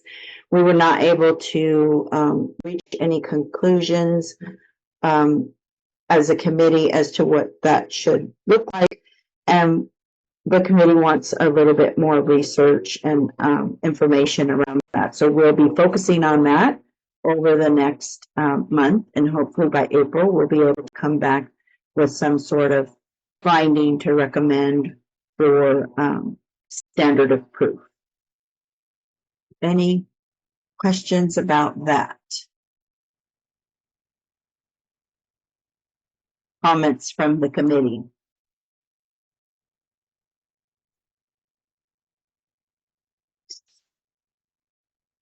I had one quick thing. Okay. Maybe you said this and I missed it, and I'm sorry, but I think that what you put here where you have unfounded, where it says there's not enough evidence that abuse occurred, I believe that's actually different than how it's sort of currently defined, which is that there's no evidence, and that's something we kind of talked about. So if I'm recalling correctly, I think that the suggestion would be to actually like change that dispositional definition. But somebody please correct me if I'm wrong about that. No, Kristen, I believe you are right, and I should have taken off as defined in the ORS because we are recommending a change. So you are correct. Right. And a reason that might be confusing to folks that aren't really in the weeds on this in the subcommittee is that in the 418, we've got the 418, the 419B, the 418 259 definition, it actually defines substantiated means this, unsubstantiated mean this, inconclusive, and it actually says what those are. Whereas in 419B, it just says, do an investigation and make a determination. It's either founded, unfounded, or unable to determine, and those terms aren't actually defined. So it's just an added layer of sort of confusion, which I think was generating this discussion. Thank you, Kristen. So I will correct that for the committee. And So- next time we'll go through all of whatever it is that we covered in that committee. So it would read then, Sylvia, which means there is no evidence that the abuse occurred for unfounded. No. No, they wanted it. Yeah, To sorry. say this, but that's not, okay, I see. It's not that, it's not how that's defined in OR. We changed the wording, so it's not defined in this way. And the same as the first one, I should have took that off of I the, see. just. As defined, yeah, I see, okay. Okay,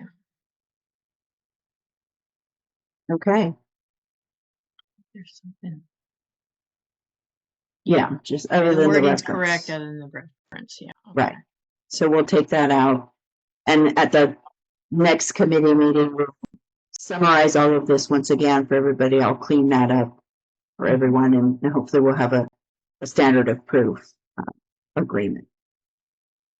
Okay.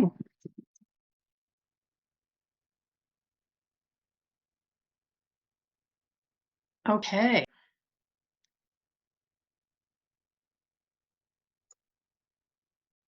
So at this point, I think we're a little bit ahead of Ahead. schedule here. Yeah.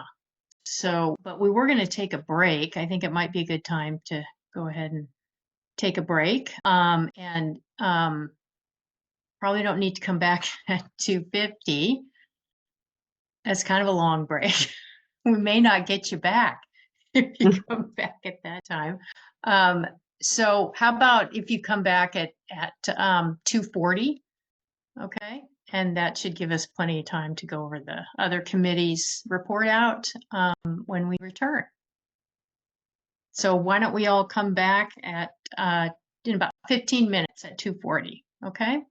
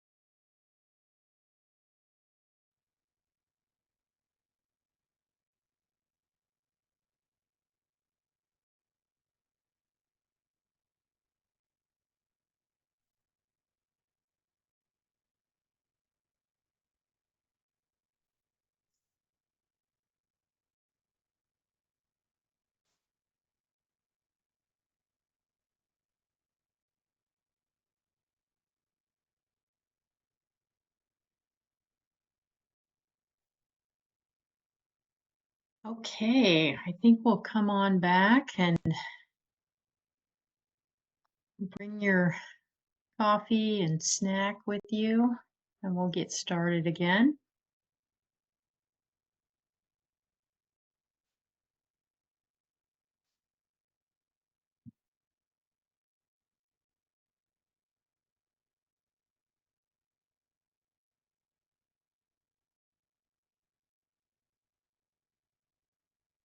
So our scope of jurisdiction subcommittee met a couple of times. Between meetings. We began to explore the alternative pathway topic for one very robust meeting, and came up with probably more questions than answers in that conversation, but it was really helpful to think about that. And now we can add this great rich information that we've gained today from Chapin Hall. And then we also have been examining under our scope of jurisdiction kind of umbrella, taking a look at allegations that occur for youth who may be in correctional facilities, and making sure that there's clarity around the best ways to proceed around, either collaboratively or on a referral basis, being able to identify and recommend who are the best entities to be able to ensure safety in those situations and under what circumstances. So we're still in the process of discussing that and examining that, because we want to make sure that we're considering, both the juvenile justice facilities around the state, as well as OYA and all of those correctional environments that may come to the attention of ODHS. So more to come from our committee. Is there anything else from our subcommittee members that you all would like to add about our status right now?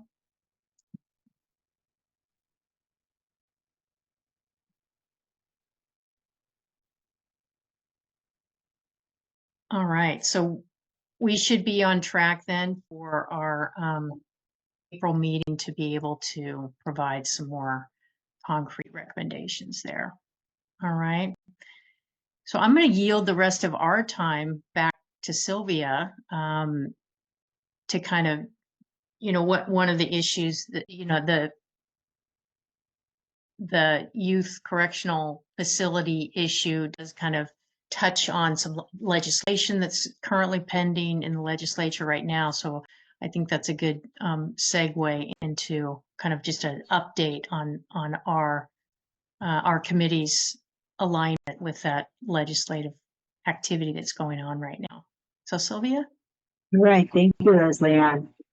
So as you may recall, some of you do recall at the February meeting, part of the work that we had asked you guys to take a look at was to review some of the bills that are proposed, the proposed legislation. There were some Senate bills and some House bills, and think about the implications for our study. And then we had a discussion. Some folks on the committee said, it doesn't make sense for us to really be thinking about this legislation because it's going to go through a process of being vetted and discussed and modified, probably before it even gets voted and approved on. And so that was correct, that there is a process that all the proposed legislation will go through. And it seems like it would be premature for us to even have that conversation, not knowing what in the long run what that legislation would look like. So and I believe there has been more since even that meeting that has come forward.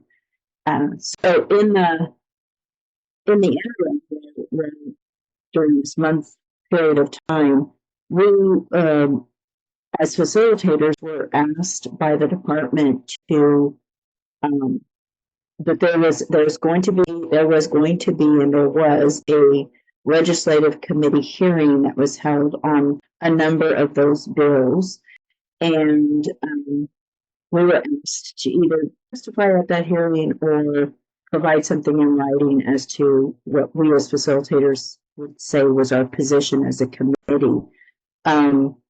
And So we did not testify at that hearing. We did not feel, one, it was very short notice and neither one of us could attend, but we didn't feel that we wanted to do that. We did provide a letter, a statement in writing, and really what we did was provide a summary of where the HB 4086 committee is at, like the work that we're doing. And if you recall, we went through that with you guys in terms of how our work was going to progress, that we would collect data, analyze the data, take a look at it, review it, and then move to having the committees kind of look at that information and then make some findings before we even got to the point of making any recommendations. So we just basically summarized that in the letter, what our process was and what we were looking at, what our 4 areas of work we're focusing on. And then may at the very end make a statement that we just would ask that all legislation that's related to HB 4086 be paused until this committee finishes its work, because it's our understanding that that's what this committee was here to do, and that Oregon has made an investment in this committee by setting this up and asking us to do this. And so, and we've just followed the process that was put into legislation to do that by setting up the committee. So we didn't specifically identify any of the bills. We just said all legislation. Unfortunately, I think because it only went to one committee that was hearing legislation, it may have seemed like there was some bias or an intent to just focus on certain legislation, and that wasn't our intent at all. So we wanted to make sure folks were clear about that. We only knew of one committee, one legislative committee hearing that happened. We were only told about one and asked to provide a recommendation on one committee, although we know there may have been more than one. So we just wanted to clarify for the group that where that request came from, how that was asked of us, and what our response was.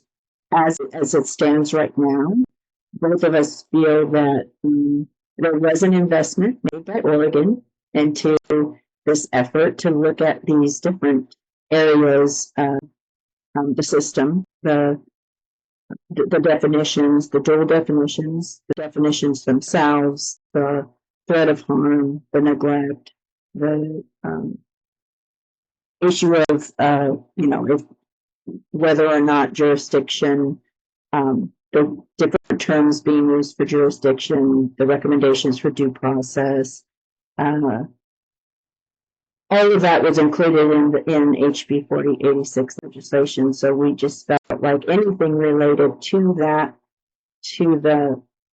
any proposed legislation related to this should pause, and that we should have a pause on it until we do our work. That's just how we feel about it. And so that's what we did. And we are meeting with the department on Friday of this week to have further discussion about this issue, and just, whether there are other committees that we should be reaching out to. We do know that at the hearing, there were some comments made about the committee, the work that the committee is doing. So we're going to be taking a look at how we move forward in continuing our work, and including some additional work we'll talk about at the end of this meeting, some additional stuff we want to do. But we just wanted to bring that forward to you guys because we didn't know how much you knew about the proposed legislation, what was happening in between, the letter that we provided, and to which hearing it went to. And we just wanted to make sure that you guys as committee members knew about all of that, and we had a chance to bring that to the group and discuss it if there were any questions, concerns, thoughts about that at all. So Ariel, which bills were you asked to submit testimony on specifically? So, and Sarah says, have we seen the letter? No, Sarah, you have not seen the letter. We didn't, we certainly can provide that. Which bills? It was 9, let me, find that information. Yeah, it was 9:12, 9:15, and 34. 7:34 that were all held in one hearing Yeah. last week. 7:36. Oh, no, it's 7:36, 7:43. Sorry, It's 7:43, 135. These were all Senate Oh. bills. These are, when I listened to the hearing, these are the ones that were listed on the hearing. Oh, I see. They were Okay. all Senate bills. Senate Bill 736, 743, 135, 912, and 915. Got it.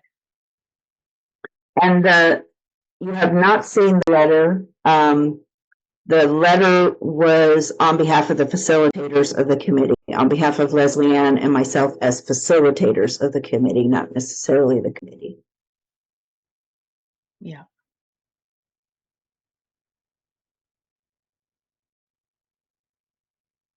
And that's the main reason why we, in the sense of urgency about this, because the hearing was coming up and we were just speaking for ourselves as facilitators and not representing this as the, as the opinion of the full committee. So, any other questions, comments, concerns about any of that discussion? I would just add that if folks are interested, these hearings or committees are available on the legislative website. They were recorded. So if you wanted to listen to the information provided about the bills that relate to our work, you could go to the Senate hearing on Health and Human Services from last Thursday. It started, I believe, at 8:30 in the morning. And Alexis put the link into the chat. And then you're right, Scott, Senate bills 915. They ran out of time on that day. So apparently that was heard yesterday. If you're looking for 912, that Alexis is saying that's for 912. I know they ran out of time that day and they didn't get to all of them. But the link to the hearing that's on 912, that goes to the entire session. So you should be able to hear all the conversations about the bill from Thursday. And then you'd have to go to Senate Bill 915's testimony to go hear that testimony. It was very short and brief. There's actually gonna be a lot of amendments to 915. So just to give folks a little bit of extra information. Okay. And then Sarah asked, can you share what was said about the committee? From what I recall, Sarah, it was that what was brought up was our letter asking for a pause. And there was some resistance, I would say, to accepting our letter in total. Not Or accepting that request. that request, the request to pause. There was some discussion about how the committee was made up, how they were selected, that the committee itself hadn't done any reach out, which it wasn't all accurate, that the committee itself hadn't done any reach out to, the public, which wasn't true. We have actually met with a parent advisory group and planned to do additional meetings like that. We'll plans to do additional work, but that we had not reached out to, the committee itself had not reached out to legislative council, which we're unfortunately Leslie Ann and I we're not familiar with, so we will be asking about that as well. to get to be able to reach out to them as well. So there was some, just really discussion about how the committee was formed and the process that had to go, the application process and how people were selected, and then some of the work that the committee had not yet done. Ryan said that the link does not work. Well, we're happy to. Go ahead. What did you say, Lindsay? I'll try to put it in the chat in a different way. I'm sure. Thank you so much. Yeah, I would do that. I'm just a little confined by the presenter issue here. Yeah. And Sarah, I think you had your hand up. I did, but then you explained exactly what I was going to explain. So we're all Thank you. All right. Brendan, yes. Yeah, so I raised this issue as well. This caused difficulties because I was put in the position from a different legislative work group asked about, well, were the facilitators going to submit the same letter for House Bill 3835, which was the DHS proposed bill that does touch upon this committee's work, albeit, as we discussed before, at different levels of relevance. I guess my concern here would be, I think we need to be all in or all out if we're speaking in reference to this committee, regardless of the content. If this committee is talking about it, if we're going to send letters asking for a pause, it should be on any content that this committee is talking about, because we're supposed to be talking about it, rather than being selective about what bills. Because what I'm worried about is that depending on the content of the bill, this committee could be very different on whether that's a good idea or a bad idea. And so it exacerbates, in my opinion, the ways in which I'm going to be pulled to support legislation one way or another, either as a committee member or as a representative of a different organization. So I believe that when you get clarification from the agency and have that follow up with the agency, I know 1113 is sort of an alternative bill being characterized from House Bill 3835, which was DHS's proposal. Are we supposed to weigh in on that? It just becomes very messy and kind of concerning, in my opinion. Yeah, Brendan, I think we agree with you, both of us. I think that's part of the conversation that we need to have, is that because we're not there in Oregon, we're not aware of all of that. We do know about that other legislation, but we knew about it because I think it was Adam that actually brought it to our attention at that one meeting, and we had discussion about it. So we're not aware of all of the legislation and where that's coming from. And you're right, we should, if we're going to be asked to do something, we should be able to have an opportunity to discuss with the committee. And it puts the committee members, some of you guys, in an awkward position too, just because we know you represent agencies and organizations that are going to be asked to weigh in on these as well. And so, you don't want to be in a position where you have a conflict or anything like that. So we totally understand. And, I think the reason that we said at the end of that letter, all legislation, is because we meant all legislation. We weren't being specific to those bills, but we do understand the perception that was created by going to just, putting that letter to just one legislative committee hearing and not all of them that were addressing bills that impact. So we totally agree with you.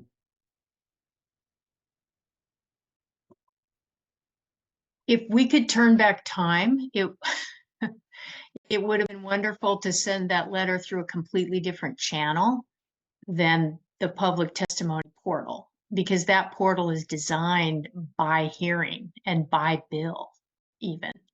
So you have to name a bill in order to get the information into the system, but that's not really what we meant to do. So that was a definite error in terms of aligning the communication intent with the method used to deliver the message. So that's one of the things we want to correct when we talk on Friday with our sponsors, because it's, you know, that line that's buried at the bottom of the letter isn't going to be made aware to those that need to see it, you know, at this point.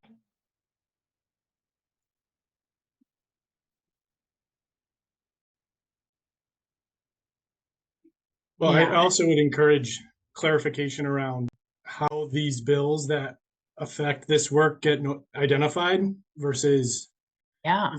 is it just the ones the agency likes? Is it the ones they don't like? Is it all potential bills?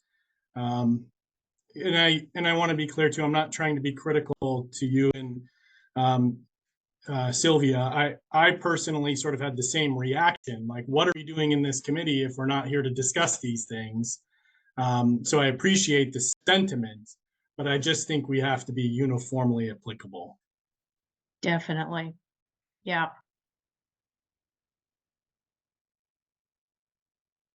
So I think we'll have that conversation, and I think we'll circle back with the committee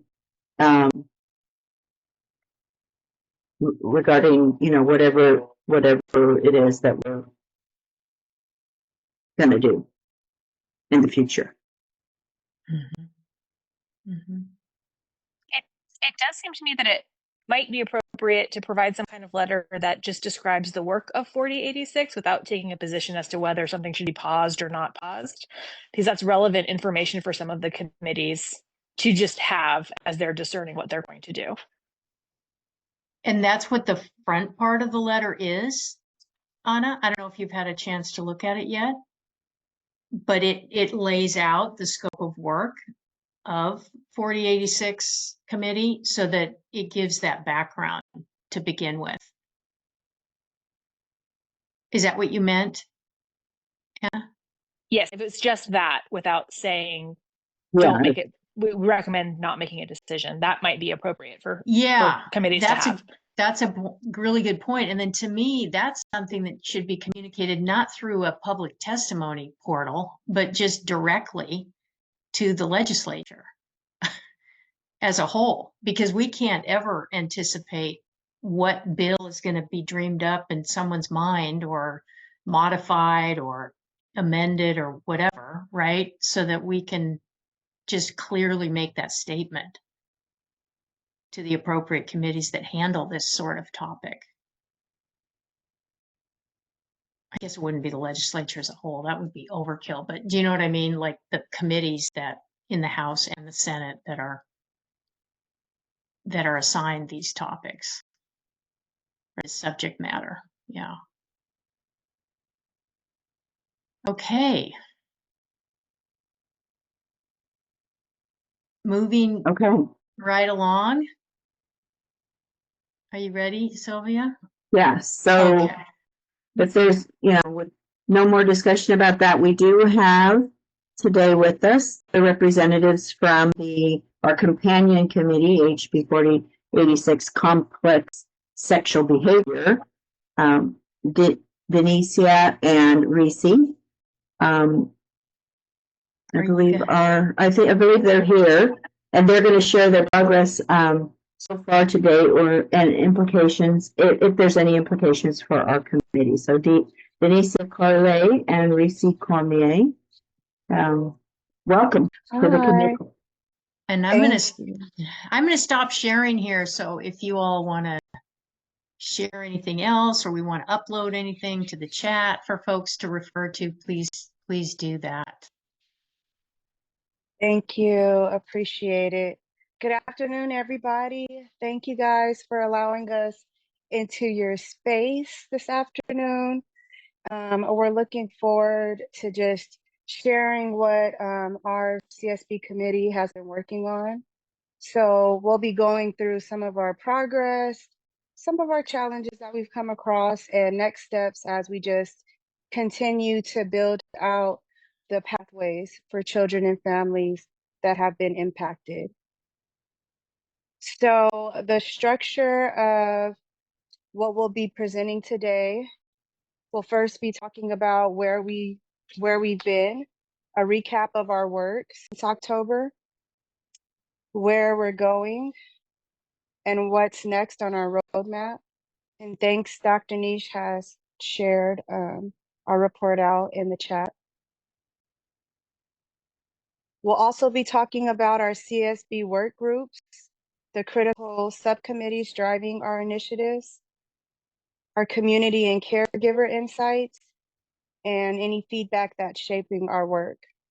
So please feel free to ask us any questions or drop them in the chat. But we'd really love if we can just also start to think about ways that we can collaborate together and strengthen this work.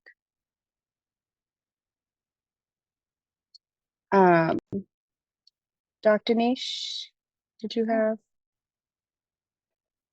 Just say that it's an honor to be here. And I know on both sides of the committees, we've been wanting to get together sooner, but I think as facilitators, it's been really important for us to slow the pace down and really gather information and develop ourselves as two committees that have a shared focus. So we look forward to presenting today of just kind of where we're at after having had that time just to ground within our committee itself. And then our hope is that over these next 3 months, we can be working more collaboratively. Yeah. I see some people doing it already, but before Dr. Nish dives into where we've been, I know this is like the last leg of your time together. So we just wanted to offer up something to ground us together. And right now, I just want to offer up for us to come into our bodies and just wherever we're feeling right now, right? If we've been sitting primarily for the past 2 hours, if you're feeling like you need to stretch, yawn, roll your neck around, crack your back, or wiggle your fingers, bring back oxygen flow back to your brain as we hit this last leg. Thank you, Reese. Yeah, no problem. All right, so you all have this handout, and we just kind of wanted to, we only have 30 minutes with you all today, so we're not going to spend too much time, but we just wanted to give some acknowledgement about where we've been.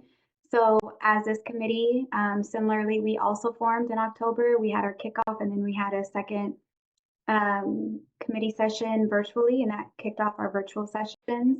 And our primary kickoff, it was really important for us to really be more aware of the land that comprises of Oregon. In order to really do a landscape map, you first need to start with the original inhabitants of land and how this land has been transformed over time, giving awareness and acknowledgement to the indigenous communities that still reside there. And so we were really blessed to have the Confederated Tribes of Grand Ronde come and present and kind of open up the space. It's always been important for us to ground our work and the lived expertise. So just to provide a little bit more framing, our side of the committee is really charged with what are the evidence-based practices that are out there to really support those who are initiating problematic sexual behaviors, as well as those who have been impacted, but the focus is on those who have initiated PSB. And to design and propose what the pathway should look like. We're focused on both those that are 0 to 12, as well as dividing or designing a pathway for 13 and up. So we ground ourselves in listening to survivors that have been impacted by sexual traumas and ways in which they had ideas and talked about the impacts that they've had with different service providers. And then we focused on who we are as individuals, who we're developing into in our working relationship with each other and as a collective. So as I said, I'm not going to spend that much detail going into each of these, but in November, we really started to look at the landscape of Oregon and really assess the different regions, the different districts, where there were multidisciplinary teams that were focused on PSB, where there were not, So we really got a deeper understanding of what are the strengths and weaknesses and opportunities, and even some potential threats that are facing Oregon. And we really started to ground around common language. That was really important for us. Who are we talking about? Is it a different age range when we talk about children versus youth? How are we bringing in trauma-informed and healing-centered language using words like initiating child and impacted child? How are we looking at the full complex sexual behavior continuum? So where there are concerned behaviors before they get to problematic, and what does that look like in Oregon? In December, we started collecting data. So we heard from a variety of representatives from the Oregon Department of Human Services, which is Child Welfare, OYA, Oregon Youth Authority, Oregon Department of Education, and the different PSB MDTs. So even though there are 36 counties in Oregon and roughly 36 MDTs, that there are only 5 that have a specialized focus in PSB. So we realized that Oregon doesn't have a central way of gathering data around this population and their outcomes. So we started pulling from different organizations to provide a snapshot. We've also prepared a literature review, and so we'll drop that in the chat at the end of our presentation, where you can read more about what the data looks like in Oregon, what we've been able to gather so far in the 4 or so months that we've been working as a committee. And then in January, we developed the theory of change. So what is the central goal that we have? What are the different outcomes that we want to see, both short-term, mid-range, and long-term? Because a lot of times we can have ideas, but it's something that's going to be very far-reaching. So what are the low-hanging fruits that we can be asking for and steps along the way? What are the different activities and interventions that are needed? So we have a whole mural board, and everybody brainstormed and came up with those. Again, in the interest of time, we can always come back and go deeper if that's of interest to share more of those, how we got to where we are. So in January, that's when we really started forming our work groups or our subcommittees that Reese will be presenting on a snapshot of where they are. So they're only about, I would say, 6 weeks in, which is why we needed some time before we could come and provide some preliminary recommendations that are starting to come out of that. But it was very clear what the 4 different work groups needed to be. And those are listed up here with the outcomes or the updates that are going to be provided.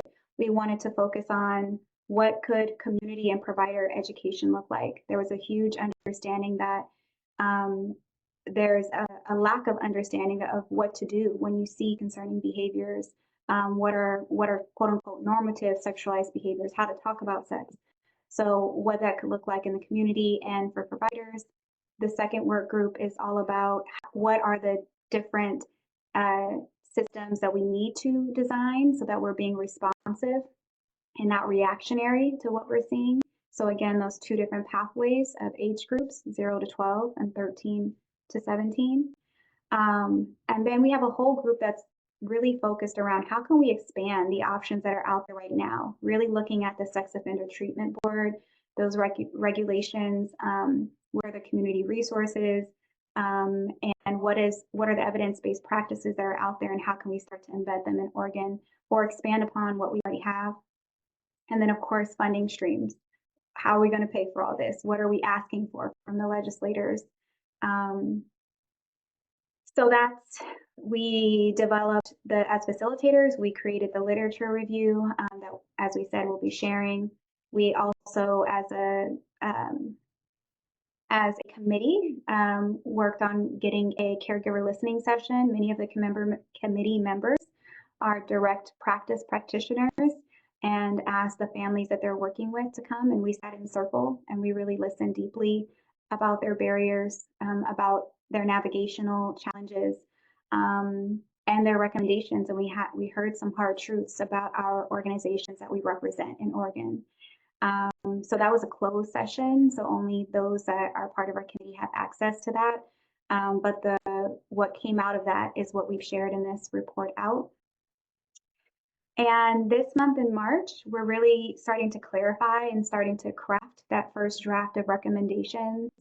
And what one of the committees has developed is a community survey. Well, sorry, there's 2 different surveys. as facilitators, we've developed a community survey where there's different sections where if you're a parent or a practitioner or a service provider answering questions regarding what have the resources currently look like. So we have that link embedded in this handout. And the second set of surveys that's going to go out next month is surveying community organizations and community members to say what are the resources that are out there. So this first one is just kind of like, how has this process been for you? It's really an expansion on the listening session that we had, and we're going to also have more listening sessions that are closed. So please feel free to slow me down or ask any questions along the way. This is not a pause for questions. I just can't see the chat. So I encourage coming off mic, or Reese will let me know if there's a question. I'm watching the chat for you, Nisi, and I don't see anything yet in the chat, but yeah, this is great so far. Thank you so much. Yeah, of course. Thank you, Leslie, and I appreciate that. You can click on this link, which will take you to our website. So as your committee has, we also have an internal website. So you'll see, agenda and minutes, but we also, I could click to show. Let me show real quick. We also have monthly briefings. So if you want to know just kind of a snapshot of what we were working on that month as a committee, we kind of gave like an overview of what we did the month before. There's a table of contents, and you can kind of dig more deeply if you would like to see those materials. And so what's ahead? Where are we going? The juris facilitators are going to be coming to our committee next month. So just as this is our first time sharing what our side of the house is doing, this will be the CSB committee's first time hearing what's been happening within juris, the community survey for resources, as we talked about. And I'll just kind of skip over this and just let you know that one of the central models that we're looking at is New Jersey. They're referenced a lot in our literature review. They're going to be coming in May. We've been developing a relationship with them, and they have a very interesting centralized model, but also they went first in let's build this pathway because it's needed. So they're going to talk to us about how they built it, how they funded it, what that looked like. And then now they're going back and asking legislators to support this. So they thought that was very interesting that they want to learn from us, right? Like what is coming out of the jurisdiction? How are you guys writing this up to advocate for your state to really support the need for this? And with that, I will kick it off to Reese in our last 10 minutes or so to talk through what's happening within our subcommittees and the family listening session. Well, we can, what was put in the chat was from the facilitators. They said they're ahead of schedule, so Fantastic. we have a little bit more time. So I don't know if you want to share what's happening in our future plans for June through September. I would thank you for that, Reese. Thanks for letting me know that we have a little bit more time. I try to just honor, I know you guys have other things on the agenda, and try to wrap up. I would just say the main thing is that, we're in that space of we're very informed about what's needed. We're very informed about the gaps and barriers that exist in Oregon. We are more so on the same page around ways to navigate that and make recommendations. But we also want to continue to show why it's needed, right? Because you can make recommendations based on a general informed way, but really letting the legislators know this is who we are, and if we don't have this, then this will continue to compound. So embedded within our model is, when we first started, it was really laying a foundation for understanding trauma-informed and healing-centered engagement work. And this spring, it's more so focused on how do you create a theory of change? How do you test out those hypotheses, bring back the results, and show what's needed to make it even stronger. So this spring, we're also kind of training our committee members in that results framing network. And so that way, when we are able to move more towards a more concrete drafted, so this first month in March, April is kind of like a first draft. June, we kind of have more of like a, yes, I stand on this draft. But then we're really going to come together and finalize those recommendations together over the summer. And we have our closing convening. I believe our timelines are similar, that our report is not due until September. So we just really want to utilize this time to continue to put our best thoughts out there based upon what we're learning, but really taking in the data. We want you all to share the community survey as well. That's why it's linked. It's linked in it's at the bottom of the page, because we really want to hear from the caregivers, from the practitioners, from the community members, to continue to put this forward in front of the legislators. Like, this is what people are asking for.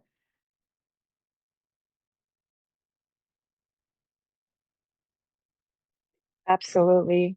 We're definitely in a critical period of refinement and implementation. So all of your insights and participation as well is helpful in making our recommendation actionable. And so just to give you guys an overview of our more in-depth about our work groups that we have with our CSB committee. Our first one, as Niche shared, is a community provider education. And that goal is just to ensure that parents, caregivers, and professionals are equipped with knowledgeable skills to navigate CSBs. The progress that we've been making is compiling a statewide list for parents and providers. That's what Dr. Niche was referring to, the second survey that'll be going out to obtain more resources that are out there in Oregon. They've also made progress on designing educational campaigns and professional training. Some of their challenges that work group has experienced has been gathering comprehensive statewide information, which is where the idea of the survey came from. And right now they're just continuing to work on effective communication strategies. Our second work group is focused on designing the response system, and their goal is to build a coordinated, trauma-informed, healing-centered response for CSBs. They've been making progress on reviewing New Jersey's model as a potential framework, or just for some initial guidance, mapping out current family experiences along with safety planning. And they highlighted that as a big need. Some challenges that this work group is experiencing is around system complexity, right? Capturing all of the moving parts just because it's so much and what to hone in on. But their feedback recently that has come out is just on how MDTs can be more engaged and equipped effectively to support CSB cases statewide. Work group 3 is all about developing community and expanding mental and behavioral health options. Their goal is to ensure accessible mental and behavioral health resources. They've been making good progress on identifying community-based and culturally responsive treatment options that Oregon has, exploring education models similar to suicide prevention programs. And some of their challenges that they have expressed, lack of trained providers, especially in the rural areas, asking for support or the lack of knowledge of how to ask for support, where to go, and insights on how recommendations align with legislative funding priorities. Also, I know we have some people from our committee here as well. So any time you guys have further insight that you want to uplift, please feel free to do so. Yes. Our fourth work group is funding streams, and their goal is focused on securing sustainable funding for CSB response programs in Oregon. And their progress right now has been drafting a budget model with sustainable financing strategies, exploring options to have like the OHA mandate insurance average for our coverage for services. They're also looking at other statewide examples for how they are financially supporting their CSB responses. Some challenges that the funding stream work group has come across has been identifying long-term funding sources beyond grants, and their ask for support right now is just on suggestions on budget models and financial pathways to fund CSB interventions. So I just want to pause and open it up to see if anyone has any questions about our work groups.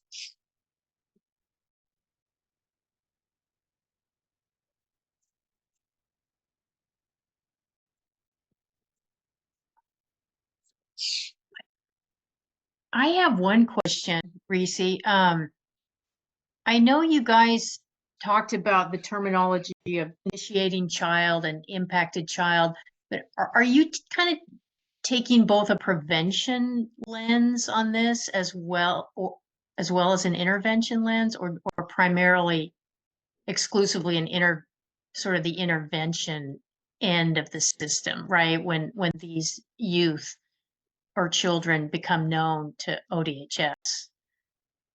Both, but also the language around initiating and impacted just refers to, instead of using perpetrator, right? That would be the Yeah. child that initiated the That's what I behavior. was assuming it meant, but Mhm, yeah, yeah. okay, I wanted to But make we're sure. definitely looking at both, right? Prevention and intervention. And our first work group is doing a really good job at looking at that, not just education for providers and parents and community members. Yeah, Sorry, I have a sneeze attack coming on. I got you. It's the rain. I'm so sorry. And the addition to that is that specifically when we're hearing from our caregivers and when we're looking at the data from child advocacy centers, the likelihood of abuse that happens within the same home.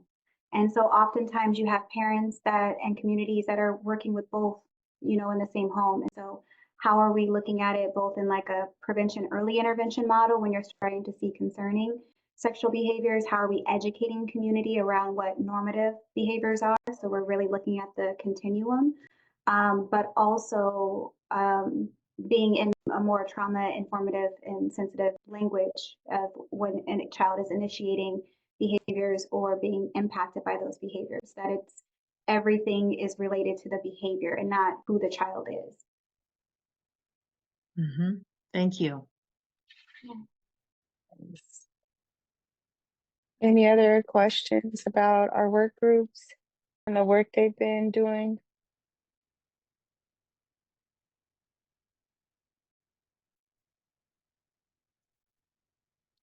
All right, well, we'll move it right along. Yeah. And I will pull it back up. I just want to let you know that I just dropped the lit review in the chat, and in here it defines the key terms. So when you look through it, it talks more about the continuum and defines what the different, or excuse me, provides the definitions for the language that we're using. thanks, Dr. Nish. One of the most powerful things that have come out of this work that we've been doing in our committee is the caregiver panel that we had in February And we're planning to have another one in April. So this caregiver panel was a closed space where families in Oregon shared their challenges in accessing CSB related services. Their stories are highlighted in the gaps in the system in the handout that we gave you for our report out. But some of the gaps in the system are things that came out of that were delays in services, both for initiating children, while they reported the impacted children received help more quickly, which in turn, right, especially if they both remained in the home, continued to cause issues in the home because the whole family wasn't getting the services that they needed, the support that they needed. Another great thing that came out of that panel were inconsistent responses from child welfare workers and juvenile departments. Like, it was expressed that it was very clear, even from the caregivers and families, that there was no clear pathway of how our response system set in place of how to address these issues and needs these families have. We also discussed barriers in depth, specifically to accessing mental health care without criminal charges. And a lot of the caregivers shared stories and reflections of how, they basically had to choose to criminalize their child, right? After unsuccessful attempts of finding resources on their own. A good question that was raised in this convening was, why must parents go through the juvenile justice system just to access services? This is a structural issue we must address as a committee. And so this is something that we've definitely been looking at, highlighting and uplifting in our recommendation.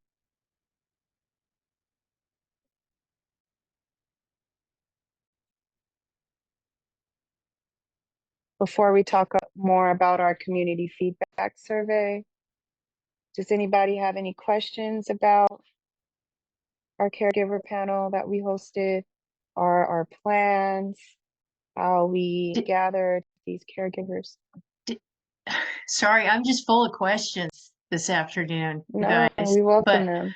I just was thinking, did this panel also kind of do a little bit of visioning, right? Of like what system they would like to see instead with you all yet?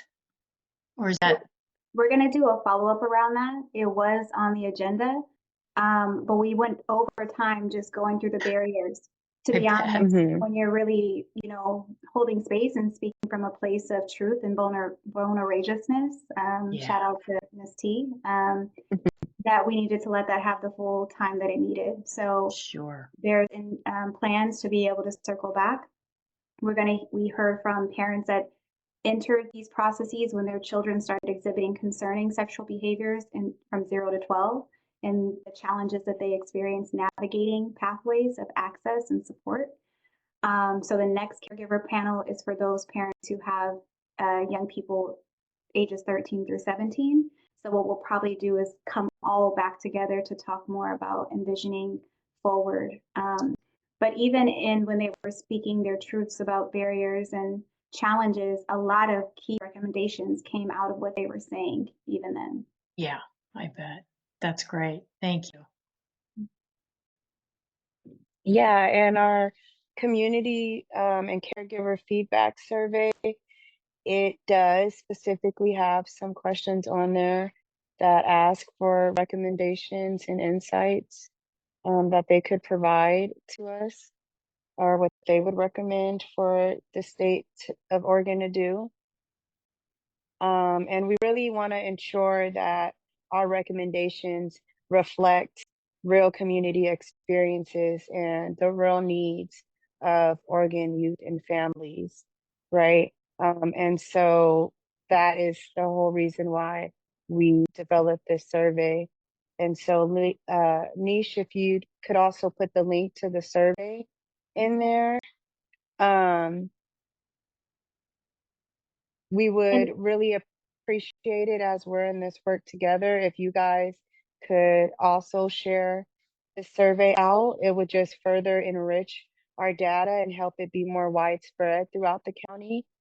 And parents, professionals, and anyone affected by CSP services should complete the survey. I'm sorry, Anish, was I cutting you off from saying something? I think I have a delay. Yeah, no worries at all. I was just saying, link is getting dropped in the chat. Thank you for that suggestion, Reese. And everything that we've shared to you is embedded hyperlinks in the PDF. So if you have any trouble accessing those, let us know. Yes, please. I strongly urge everyone just to take a few minutes out to share the survey within your networks. Every response helps us build a more effective trauma-informed system. I know a lot of us in both of these committees, while we're learning all of the data, can be discouraging knowing how the system currently works and how people believe. But we have to focus on what is going to make what we can put out there that is really going to make some change, right, for our families, for our youth, and even for our providers, right? We need that to change as well, right? Not just the process and the pathway, but the way that people are thinking about doing this work. So well said, Reese. Thank you. Thank you. I know it's a lot of information to take in. Right. But, yeah. But you have the handout of our report out that highlights everything that we're talking about. And we meet with Leslie Ann and Sylvia every month. So if something comes up in between our meetings, they'll be sure to shoot us an email with any questions, or if you want to see any of our briefings, maybe if something particularly stood out to you guys, we'd be more than happy to share that.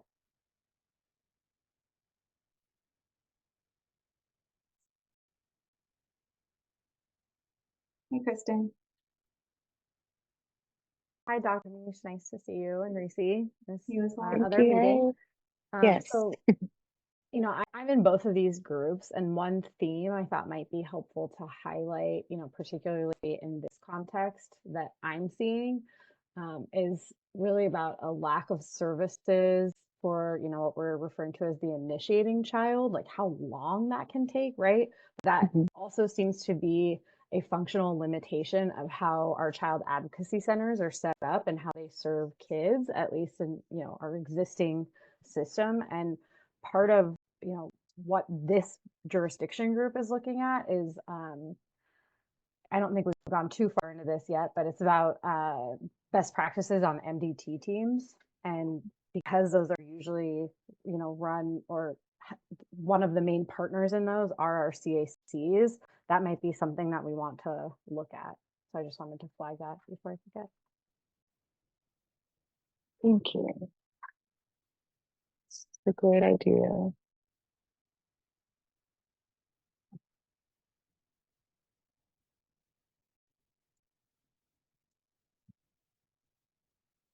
Any other crossover themes for those of you that are serving on both committees that are kind of coming to mind as we're having this conversation this afternoon?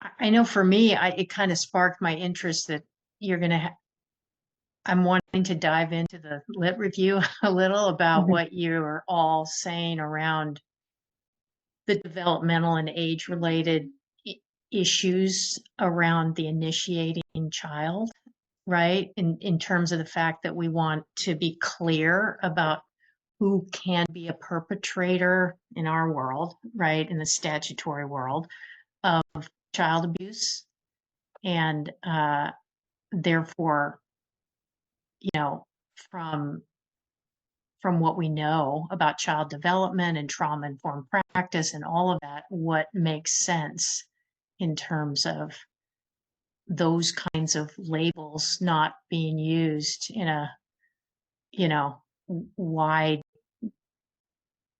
method, right? I mean, you know, not over labeling children with those kinds of marks on their history and the impact on their lives, right? And what we do then down the road, even to expunge that sort of stuff.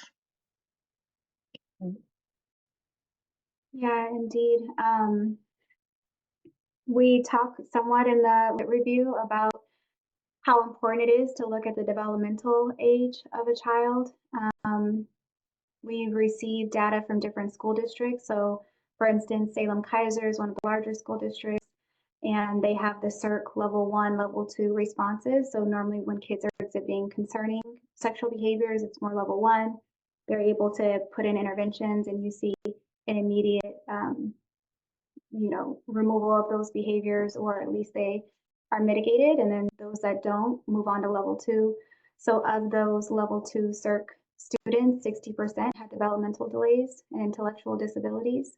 Yeah. And so really looking at how are we identifying, you know, how are we providing interventions to children, and then how are they developmentally appropriate, and how are we seeing and responding in that lens. So we do talk about it in lit review, and I'm interested to see once the committee makes like recommendations around that, what it'll look like.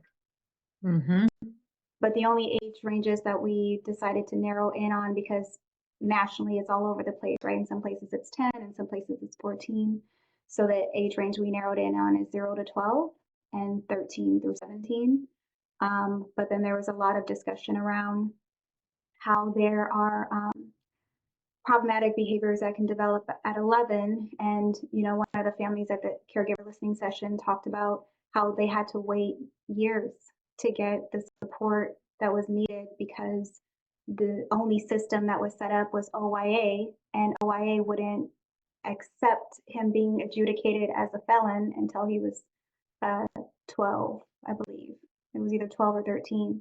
So just, again, like those different ways, right? How, if there are problematic behaviors earlier, how do we identify that? How do we identify if they fall on the spectrum around intellectual disabilities and neurodivergence? So those are definite things that are being talked about in our committee and in the lit review, but there aren't concrete recommendations that have came forward yet around those.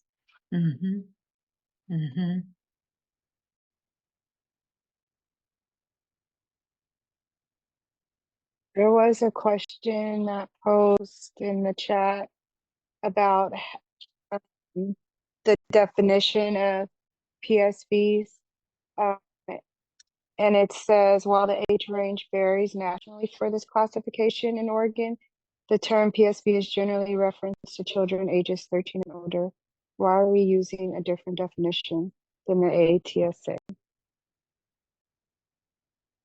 So that had more to do with our committee, the conversations that we had in the groups around the age ranges. And I think it also had somewhat to do with the CACs and the pathways that are set up around that. So that was a decision that was made around committee conversations to break into those two different age ranges.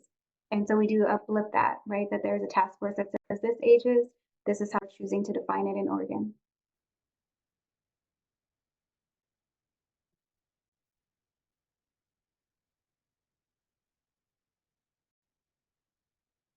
Yes, Sarah. Hi, thanks. I just wanted to ask for some further clarity. So the group decided that for the purpose of this committee, you're using the term PSB for children ages 13 and older. And so what term you're using for children under those ages, 12 and younger? Is that the CSB term?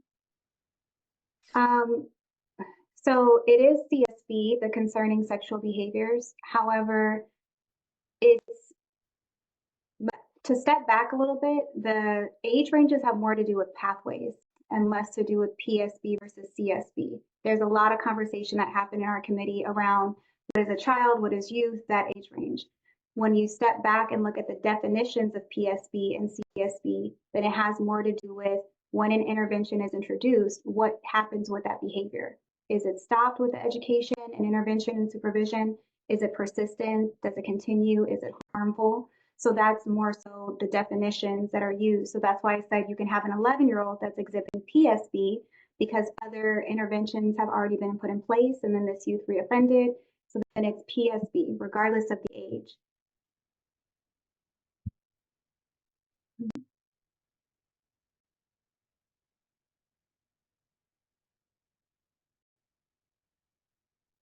Sarah, just to give you some additional context, there were some folks from juvenile justice who were committee members who seemed pretty surprised at the beginning of our meetings that the group would also be taking a look at kids who were under 12 or 13 that were exhibiting CSBs as well.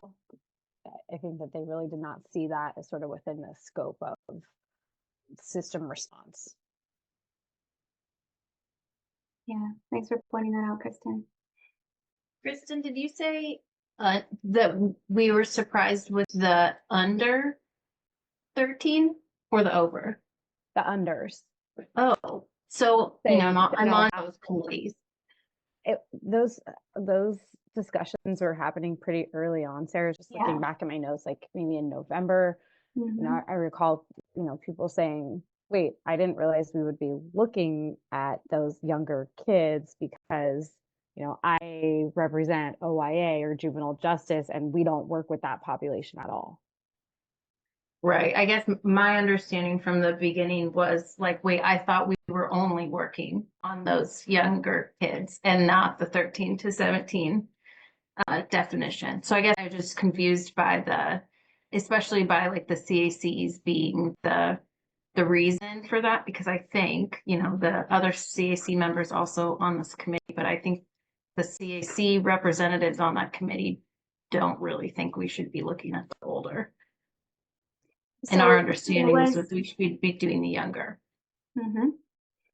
Regardless of which route age group that people thought we were going to be focused on, when the ODHS legislative representative came in November, Michelle Pfeiffer, she clarified that the legislators wanted a deeper understanding of the pathways, barriers, and challenges for those two different age groups. So that's where the clarity came in, that there needed to be two different pathways that were designed and understood for the different age ranges. Yeah, and then they uplifted that while there is an actual system in place for 13 and over, they wanted us to make recommendations for clinical considerations, right? Just as was shared in our lit review and the data and the caregiver panel, the lack of resources, the disparity throughout the different regions in Oregon with resources. Like some have a good handle on it and others are like, we know that this is happening and we just don't know what to do about it. There's a lot of caregivers and families that are left to navigate on their own, even when they meet that threshold, right? And so we have a multifaceted task on our CSB committee, and that's why it encompasses all children and youth under 18. But I did see a few hands. Yeah, and I also Sorry, just go want to ahead. ask Leslie Ann and Sylvia, time-wise, it is 10 minutes to 4. Is it okay to take the other hand? Should we be wrapping up?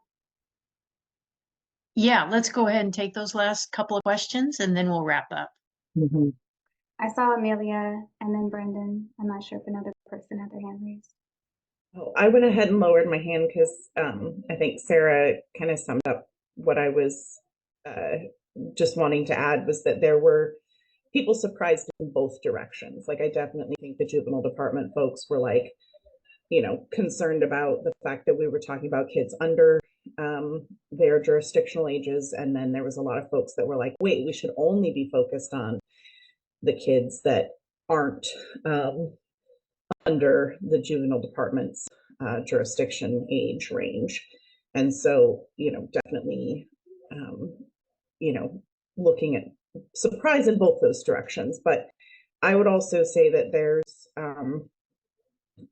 like, I think there's a lot of us that are going along with some of these like changes in language and things like that. But like, as a person, I don't necessarily agree with the change to complex sexual behavior. Like, I'm okay with it for the purposes of the committee, but I think that, I have pretty strong feelings about using consistent language with the national best practices and things like that. So,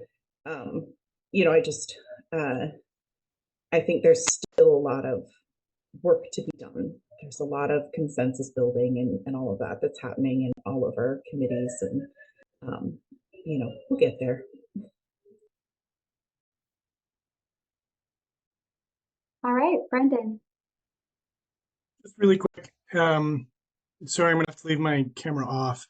I just wanted to point out, if it's helpful, I wasn't part of the conversation, but when we talk about 12, as I'm listening, I'm thinking that the actual statute, 12 is an important age if a youth is going to be involved in juvenile detention systems in Oregon, because that's the difference in the tipping point between a youth being able to be brought to detention versus actually having to have a court order if they're under 12 to be in detention. So sometimes system partners are driven by that age quite a bit. So I could see that also informing the conversation around 13 versus 12 versus under, over, where are we drawing the line? In Oregon, we have a lot of conversations at 12, in part because of that statute. And that's 419C 133 for, and I just wanted to toss that out there if it's helpful for the conversation.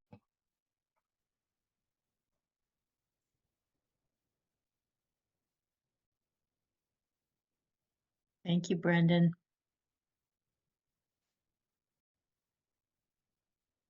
All right.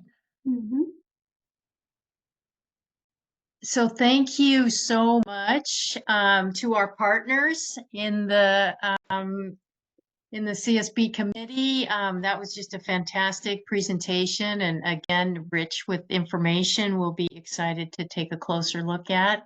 Thank you so much for uploading your materials, and we look forward to coming out to your group next month and doing something similar so we can keep our exchange of information going here. Thank you. Yes, thank you all. Yeah. And we're just, at the end of the day, we're really looking forward to true change happening that really aligns with what the community is saying is needed. And so I really hope that I claim that that's going to be an outcome of both committees. Thank you for your time. Absolutely. Yes, thank you all. Thank you both. Thanks, everybody. All right. All right. Yeah, I'm gonna pull these up real quick again, and So we're gonna really quick cover what our next steps are for our committee. As you know, we continue to do our subcommittee work. And so we've got scope of jurisdiction that is going to be focusing on the child-on-child sexual abuse definition in or child-on-child sexual abuse issue. We wanted to time this specifically with the information from the other committee so that you have that information as you go into these discussions. The definitions subcommittee is going to continue working on the standard of proof And hopefully by April, we would have recommendations on both of those issues.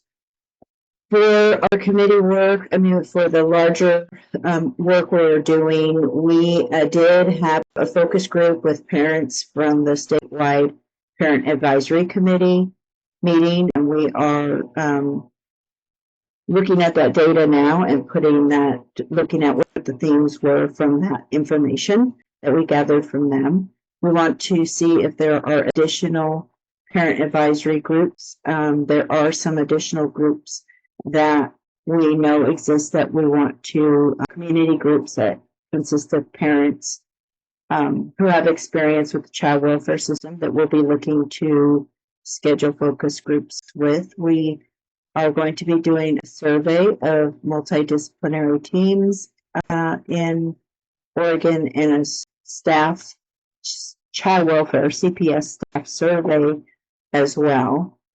So that is our plan starting this month. So that is the additional work we will be doing over the next month.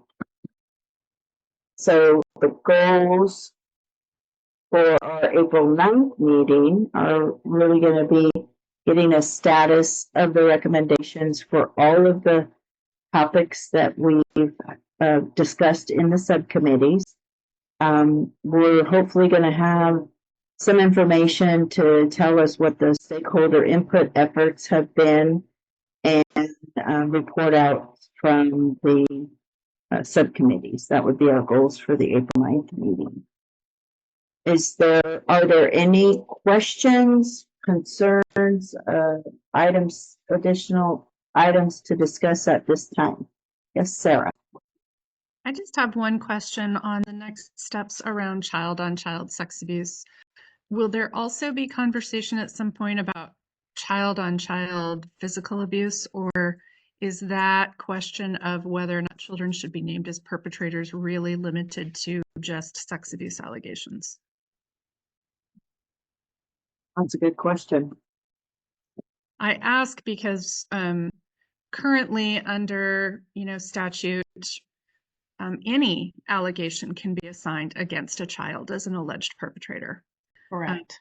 ODHS has chosen to limit it only to physical and sexual abuse. And frankly, that's generally the types of allegations that are being reported. But I just wouldn't want to miss an opportunity to have this committee consider all the types of allegations and whether children should be alleged perpetrators or not.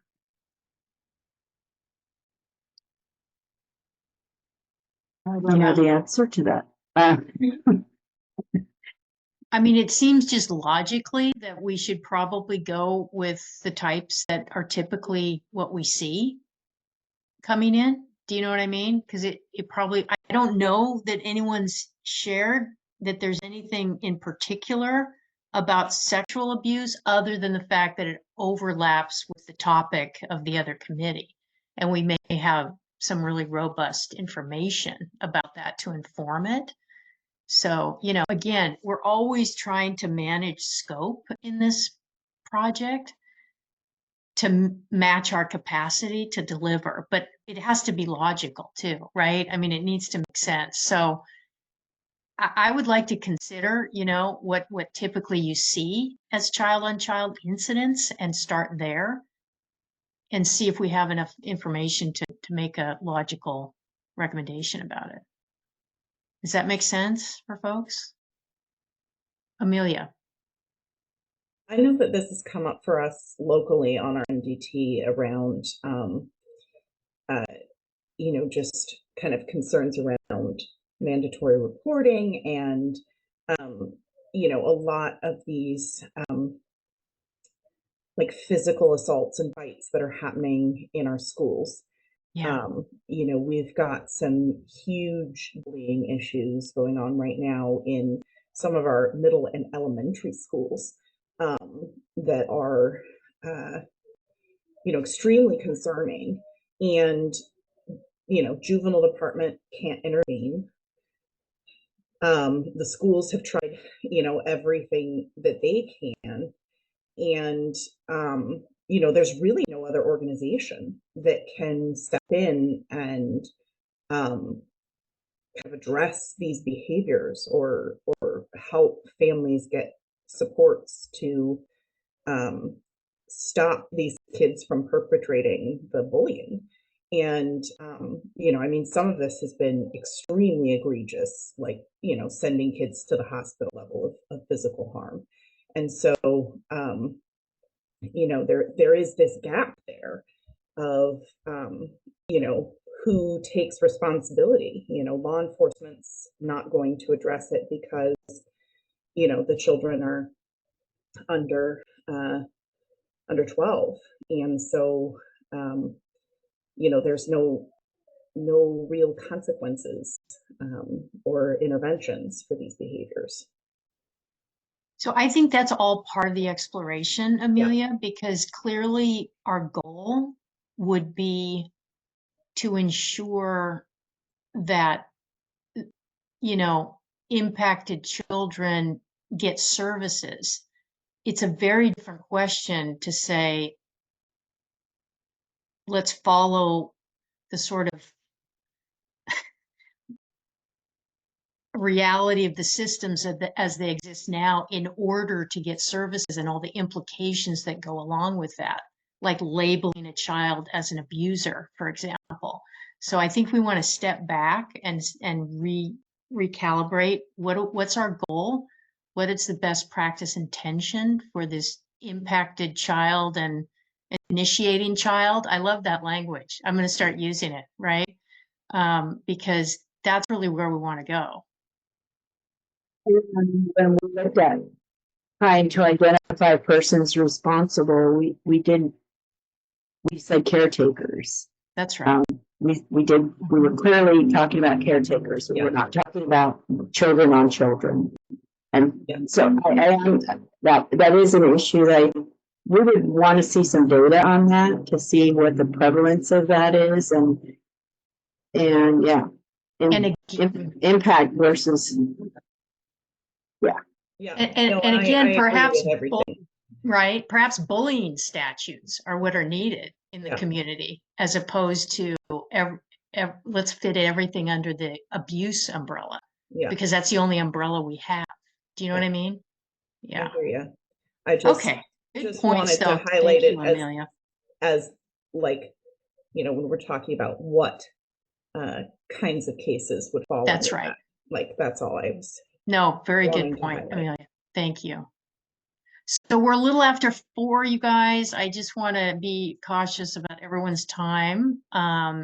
If there are no other comments, feedback, important things you want to pin right now before we meet next time or in subcommittee, I think we'll bring it to a close for today otherwise. Anything else? Thank you, everyone. All right. Thanks, everyone. Have a great afternoon, and we'll be in touch soon. Let